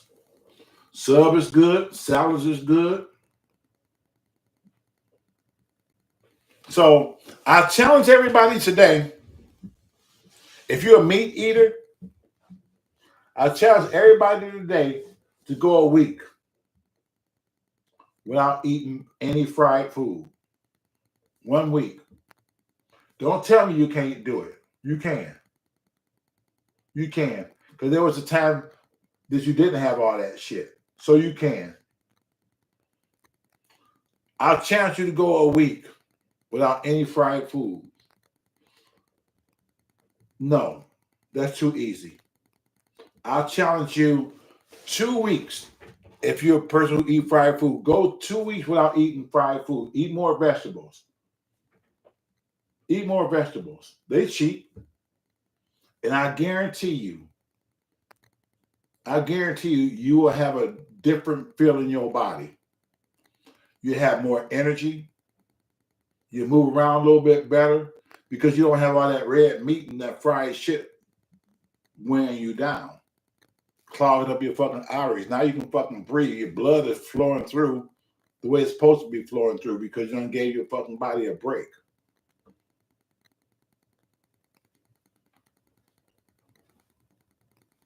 Hey, B, Natalie. So I'm just saying, hello, riding down under. Yeah, vegetables is fucking cheap. It is. You know, when my daughter's mother, before my daughter was born, I got with her mother. She had 2 boys. They weren't mine, but I raised them like mine. I was young. And we were going to the market one day. I decided to go to the market with her one day. And so when she's down one aisle getting some shit, she told me to get some corn and some mixed vegetables and shit. All right. I know how I grew up. So I commenced to go down the aisle, and back then they had the fucking $3 for $1. You know, the corn and the string beans, $3 for $1. Like, the fuck, yeah, you know, fuck, right? So I'm going to the fucking same place. So I throw that shit in the fucking, I throw 3 cans of this shit in, 3 cans of that shit in. You know, so you got 6 cans of vegetables for like $2. You know, just you can't beat that, right? So she commenced to come around there. She said, "Oh, what's that?" I said, "Fucking vegetables." She said, "Oh no, my kids don't eat that. They're young." I said, "Fuck you mean your kids don't eat this? It's fucking vegetables." She said, My kids eat Del Monte. Excuse me. Fuck. What? Del Monte? She said, what brand name is this? It's a different taste. They're not going to eat that stuff because it's that no brand stuff really don't have a fucking taste to it. But it's a vegetable. How fucking corn supposed to taste? I mean, just, what do you mean? She said, well, I'm telling you, my kids ain't going to eat that. I said, well, listen, let's save some money. Well, I'm telling you, they're not going to eat it. I said, okay. But if they don't eat it and shit, that's fine. They'll get ate up. Just, we still buying it. They in school. They're like, DeVale's like 5, 6 years old. Ronald's 5, whatever the fuck it was, but they're young. And so when they come in, she fixing dinner. So what I did, I said, these motherfuckers can read. So they said, so we're going to saw this fucking right now because I know they can fucking read and shit. So what I did, I took the fucking paper off the fucking cans and I marked C for corn. So she would know. I marked C for corn and P for fucking peas. Whatever it fucking was, I marked it in magic marker and shit because I knew these motherfuckers could read. And they're going to come in there, they're going to start investigating, going through fucking garbage and make certain you bought fucking Del Monte and shit. But no, they ain't going to see none of that shit. All they see is P and C. And they know they're getting ready to eat. She said, well, they ain't going to eat. I said, don't tell them. Just sit down. Just relax. So she fixed fucking dinner. We were all sitting at the fucking table and shit. And so I know DeVale, I tell him the story. We talk about this all the time. DeVale's a grown man now. He fucking got 2 kids. 3? 2. He got 2 kids. And we talk about this shit to this fucking day. So him and Ronald, his brother, they're sitting there eating there. While we was all eating shit. We're all eating. And watching, they smiling and shit. And she looking and shit. And DeVale says, Mama, this shows some good Del Monte corn. I said, $3-4 nigga, keep eating. He looked and shit like that. I said, that's right, keep eating. Ain't no damn Del Monte. And that's what I said. And I told her, don't buy no more of that bullshit. No more shit. Now you know they're going to eat this shit.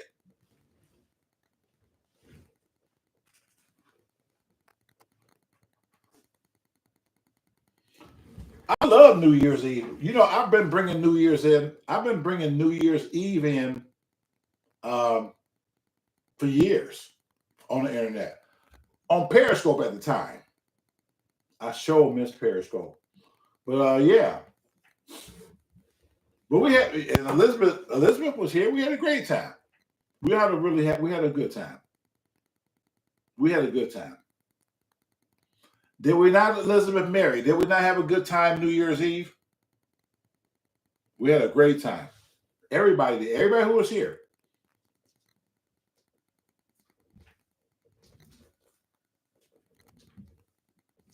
Let me see if anybody's saying anything in particular. Because when I talk, I don't see people like Allison Grant. I just see Elizabeth, Ronnie, Catherine Spencer. I know Erica's still here. Big Six Candace, Northern Dame still here, riding under. See, I like to acknowledge people because y'all take the time to come here and watch me talk shit or say what's on my mind. So I know the least I can do is acknowledge you and talk to you too. Unlike a lot of people on YouTube, there's some people who talk with their people from time to time. I try to talk with everybody. I try to interact with everybody. It's almost a person on here a lot. It's almost a person I ain't never talked to on the fucking phone. If I didn't talk to him on the phone, I met him in person. In order to get Periscope back, I told somebody this before. Twitter owned Periscope, which means that Musk guy, he got to own Periscope too. So I'm just wondering if he considering bringing that format back. So Elon Musk, if you out there and you listen to this, I know you're not, but just in case, maybe somebody will send this shit to you. We need Periscope back. There was thousands upon thousands of people on Periscope. Periscope was a getaway for a lot of people. It's like Periscope was like another world. YouTube is YouTube, but Periscope was like, it was so different and so independent. Just like, I feel like I was really, really, really home when I was on Periscope. I was able to put my smoking jacket on and shit and let my hair all the way down and shit, sit in my fucking kitchen and just chill with y'all. That's what Periscope was to me. So I'm hoping he might consider bringing it back. Even if I got to pay a fee, a monthly fee or something, because we got to pay for something anyway. You pay for StreamYard, so why not pay a little fee for Periscope? If something that you think is going to benefit you and you like.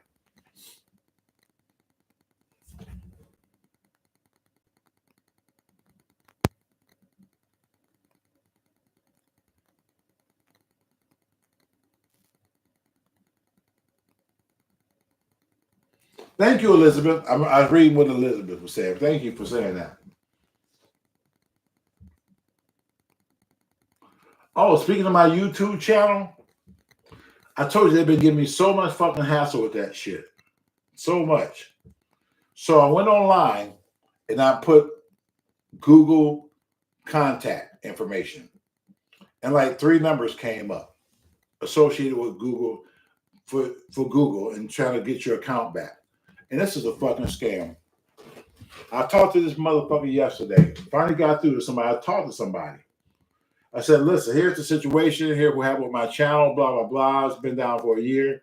How can I get my shit back? Because I've been emailing and I've been getting this bullshit back, saying this, and I've been doing everything he told me to fucking do. You know what that motherfucker told me? He said, you had to pay $2,000. I said, I knew then. I said, $2,000? He said, you want your channel back? Yeah, but I don't want to pay $2,000 for it. I don't understand. Why do I have to pay? Why do I have to pay? When y'all told me all I have to do is just follow the guidelines again. And I'm doing that. Now you telling me I got to pay $2,000? I said, so let me ask you a question. I said, I know. Yeah. But I asked the guy, I talked to him. I said, so if I pay $2,000, when do I get my fucking account back? Do it automatically come back up? Yeah. I said, so if it's up, how long does it stay up? He said, for 30 days. I said, why 30 days if I'm paying you $2,000? He said, for 30, he said, you got 30 days to make whatever changes you need to make in those videos, which you hit the violation for. And if anything past 30 days, if you ain't done it, we take your channel down again. But you're welcome to pay another $2,000 for another 30 days. I said, you know what? Fuck that channel.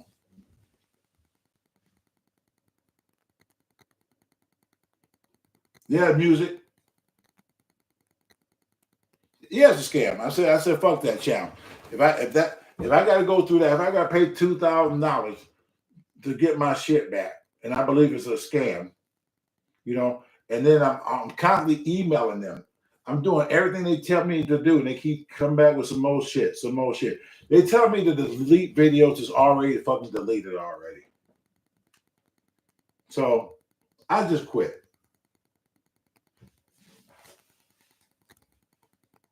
Yeah, I know it's a scam, John.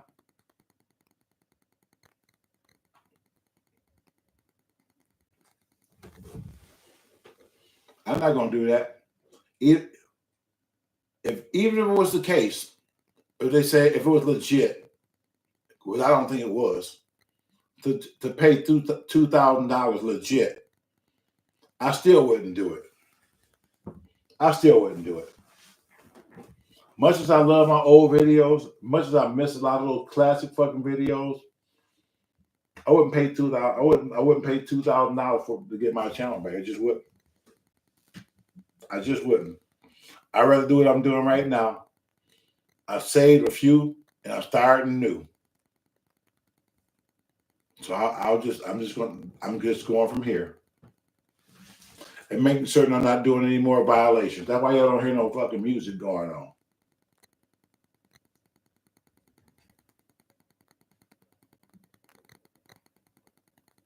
Yeah. So that's why you don't hear no music going because I got two channels.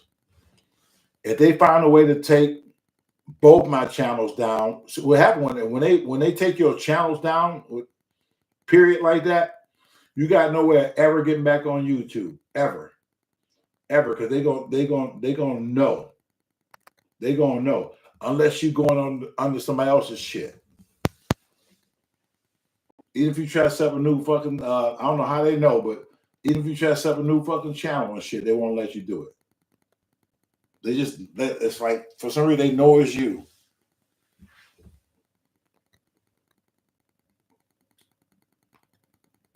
Violation because of music. But see, here's the thing. I tell everybody all the time. It's violations for music. Before they started hitting you with violations like that, my earlier videos had a lot of music in there, and you wasn't getting you wasn't getting copyright strikes. Once everybody got to the point where they see the people on YouTube was making money off their shit, and then they put hey, you need permission to use my shit now. By that time, all my videos should have been grandfathered in because I really wasn't doing it too much no more after that. So what happened was little robot used to come around and catch everything that I did from like 10 years ago and started giving me strikes for something that was like 10, 15 years ago. And so they called that continuous. And it wasn't continuous. It's just like it was old videos. I wouldn't continue to do it. Y'all just keep catching old shit to make it seem like it was current. And it wasn't.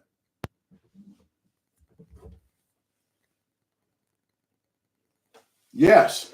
Well, the channels I got right now is this channel, Shea Show Real Talk, and Shea Show Writing Videos. Only because these channels had already been set up. These ones had already been set up already. So I was able to maintain these channels because I didn't have any copyright strikes over here.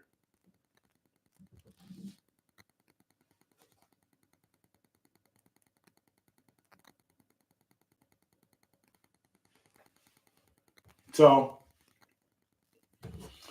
although I like my old videos, that's it. I can't do no more about it. I gotta start. It's like making new memories. You know, when you in life, you're gonna meet different people, you're gonna do different things, and you're gonna create new shit. You create new memories. You will never forget the old memories or whatever it is you're doing or what was doing. But sometimes you just gotta create new shit and start from there. And that's what I've been doing. Ever since they took my channel, I've been building this channel up. Y'all got to understand this channel was around for a long time. This channel was around long as the Shea Show channel. I just wasn't using it. I was never using it. It was designed to be a writing video channel only. But I found myself doing writing videos in my regular Shea Show videos. That's why I never used this channel. So this channel only had 16 subscribers. That's all this channel ever fucking had. It's just 16 subscribers. Now, since I'm using not this channel, but the Shea Show Writing Videos channel is like my new YouTube video channel. I have over 3,000 subscribers now. 35, somewhere about maybe 3,500 subscribers now. I know it's going to take a while, like it did before. I had my old channel, I had over 100,000 subscribers. I had 113,000 subscribers on my other channel.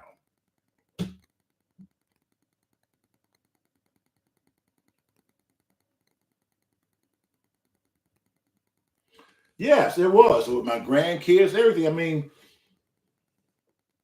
there was so many old videos. It was my life, my grandkids. Y'all watch my grandkids grow up. You watch me teach my granddaughter how to fucking drive.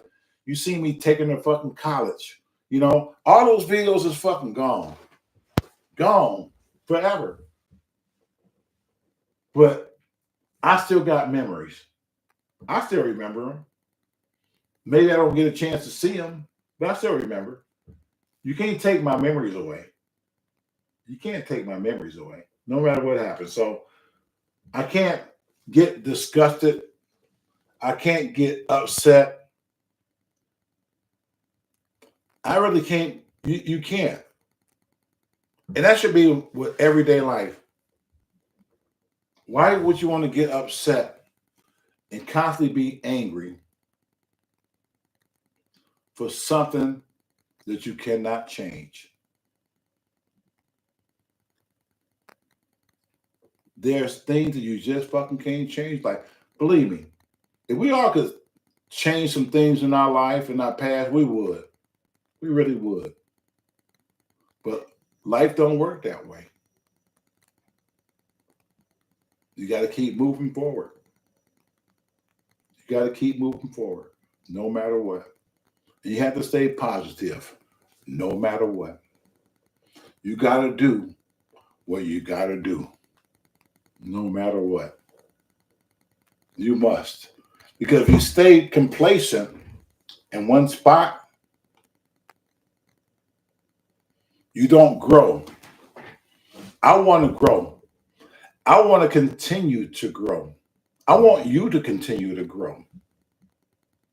You only got one life. I say this shit all the time. There are no do-overs. I don't know one person who fucking died and came back and said, "Hey, I'm back."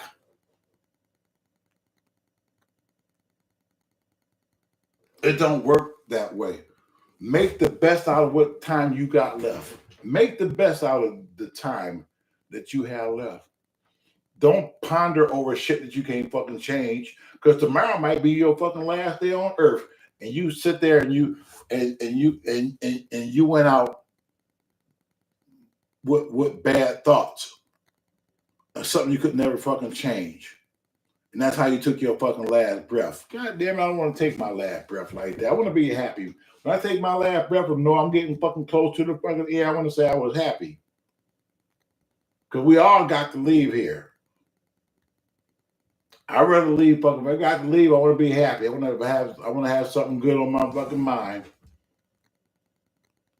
Like this fucking conversation. I'm having a great conversation. If it's the last goddamn conversation, I had a good time. And that's the way that you're supposed to look at life. That's the way you're supposed to approach life, I believe.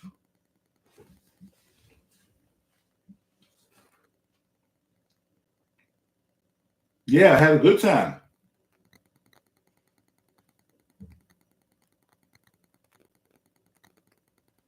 So I'm not trying to. I'm not trying to be a social worker right now. I'm not trying to be a preacher to you. I'm just trying to just keep it real. Somebody might need to hear this shit.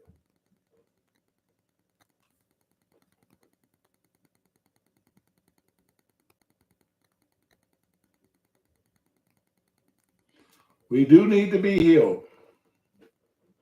Yes, we do. Like I said, somebody might not need to hear some of this shit tonight. What I'm saying, somebody might need to hear this shit. You might really need to hear this. Maybe this is the time you need to be pushed. Maybe you were the ones I was talking about earlier who was stuck. You just need that little shove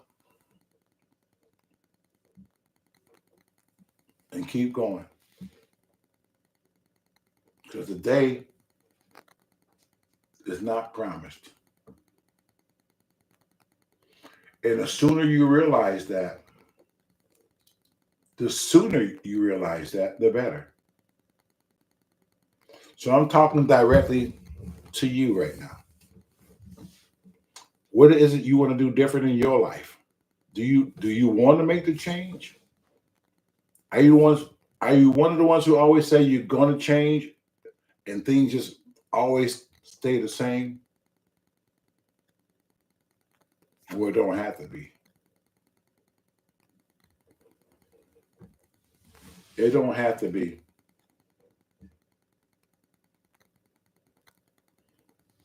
It don't have to be. You can make the change in your life if you decide you want to fucking change.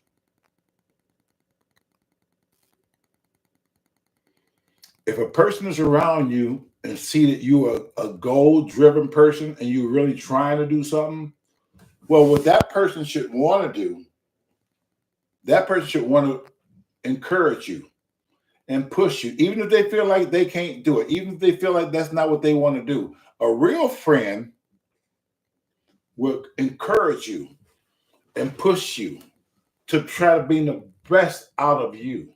That's what real fucking friends do. They push you. They can see you got fucking potential. And they'll push you. If I know you got potential in you and you just need a fucking shove, I'm going to fucking shove you.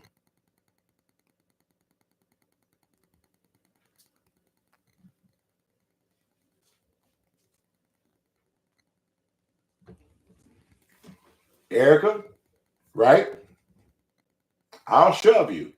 I know you got potential. I'll fucking shove you. Erica, no. Right, Erica? I know you're still here. You better amen me, girl.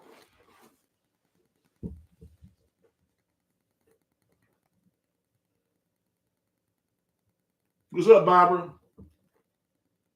She know. She know how I am. She know how I am. I told her. She don't mind me telling the fucking story. When the pandemic hit, you at home, you really can't do nothing.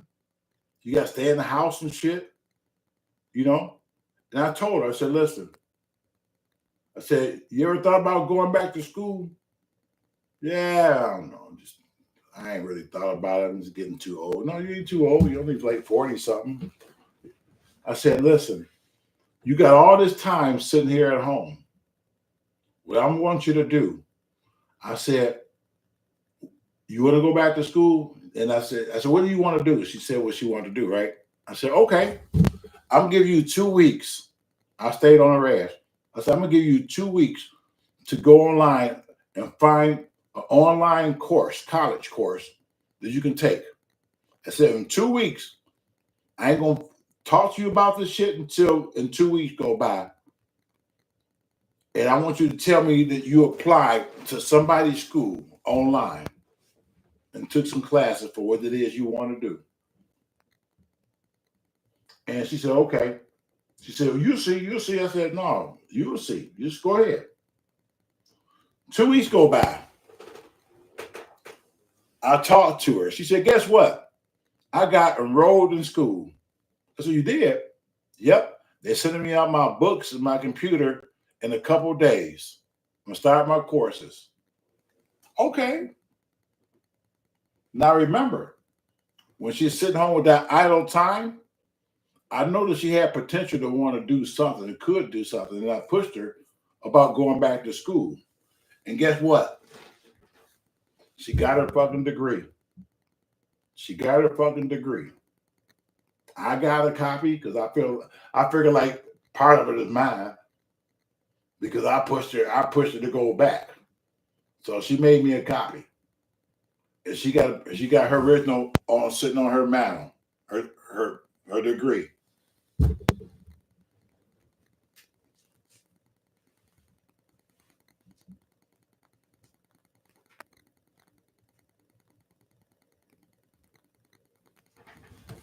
So yeah, so there it is right there. So now, even though she's working, but she got a skill. She got a degree says this is what I can do. And when she got it, the school was trying to get her to go to all kind of fucking job was set up. But she's working by this time, but she still got this backup that she can use. She got another link.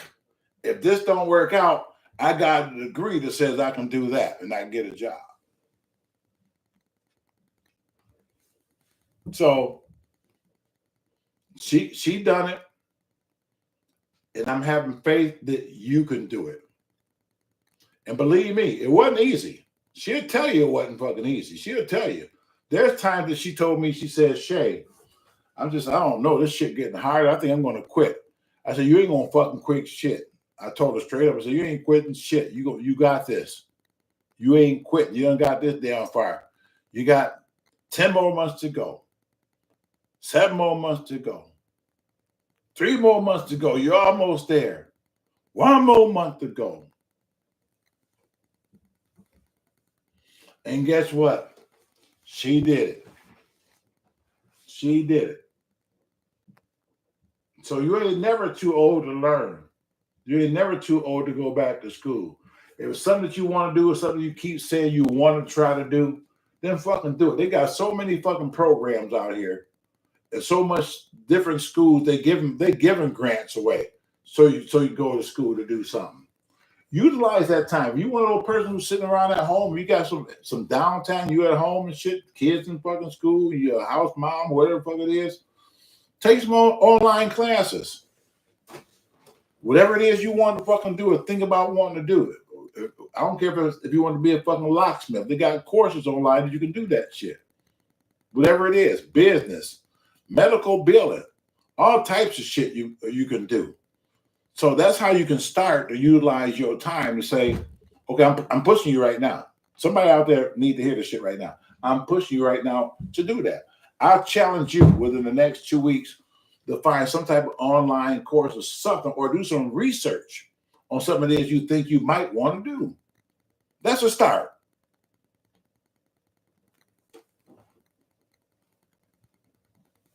So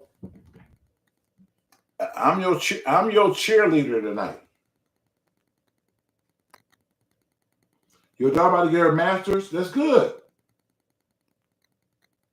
And 42. See there, 42 years old, and she's getting ready to get her master's. That's what I'm talking about. We can do it. We can do it. There's no excuses. If you know how to read or write, maybe don't read that well, maybe don't write that well. But if you can do either or, you got a chance. Even if you ain't got your fucking GED, go back and get your fucking GED. Just because you didn't finish high school don't mean that's the fucking end. Go back and get your GED. Online courses. Take your time. I taught people to going back to doing that. They took their fucking time until they're ready to take the classes to get their GED. And then hey, go higher learning. Now you go find you a junior college to get in. Or online. Yeah.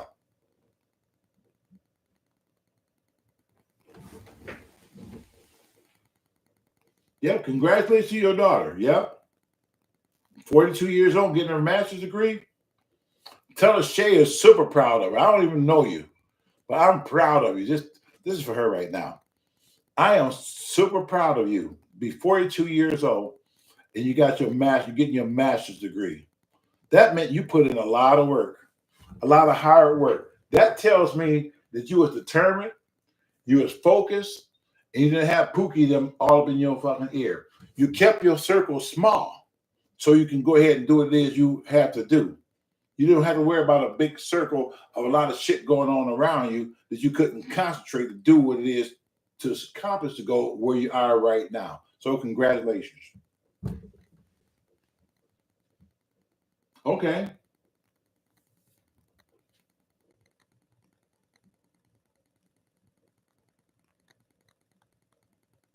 Oh yeah, yeah. MC Frank, he a valet, he assistant manager. Next thing you know, he'd be at the fries. And when he get to making the lettuce, cutting the lettuce, that's where the big money is.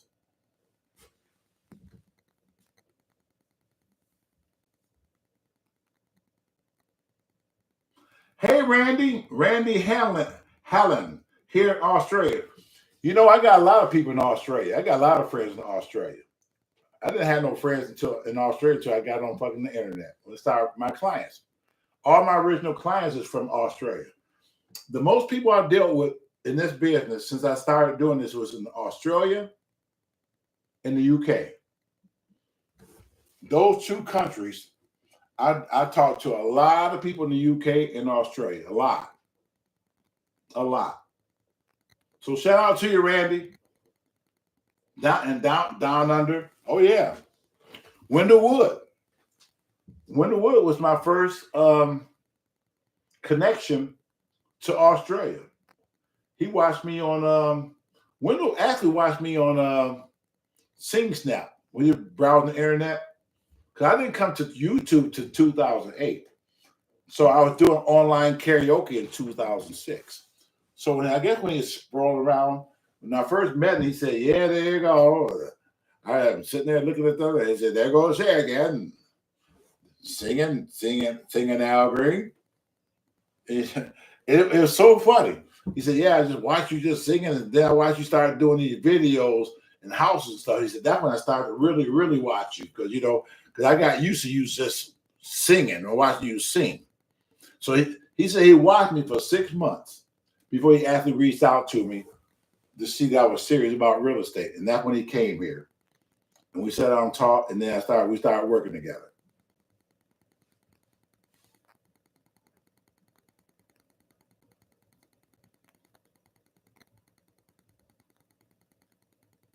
We did. We spoke on the phone. Okay. I speak to so many people. I might remember you if you call and say, "Hey, oh yeah, I know who you are, and this is what your name is when you follow me." Blah blah blah. But yeah, I talk to a lot of people on here. I believe I spoke to Valeria. I know I talked to you a few times. And I talked to Barbara. Who don't? Everybody talked to Barbara. Frank, Erica. So I talk to a lot of people. I know a lot of people.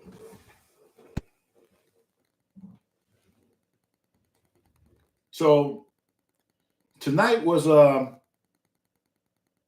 of those freelance nights for me where I wasn't talking about a whole bunch in general, but I did make some valid points on, just on life in general, which was kind of cool. And I spent most of the time talking to you guys because I don't really get a chance to actually talk to you guys. So I wanted to do a little bit more of that tonight, is talk and acknowledge you. So when y'all see me looking like this, that means I'm reading the comments when you see me looking off. So yes. So I appreciate you. But I got to get up in the morning, got to go back to working, and do what I do. So again, thank you guys for tuning in. I really appreciate you for tuning in and watching the Shea Show. We've been on now for 2 hours. Like my last one, Erica came in late, right? Erica said, when I came in, damn, you was on for a short time. You was just closing out. I said, honey, I've been on for like 2 hours before you came in. So somebody might be coming in right now and not realizing that I've been on for 2 hours, 28 minutes, and 21 seconds. You're welcome, Bitch 6 Candace. So like I said, I'm going to get ready to shut this down because I'm fucking tired. I'm not even hold you up. I'm fucking tired. And I got to get out and do some videos tomorrow. I got to go back to work. So thank you again for tuning in. I really appreciate you guys. So until then, we're going to see you at the next location.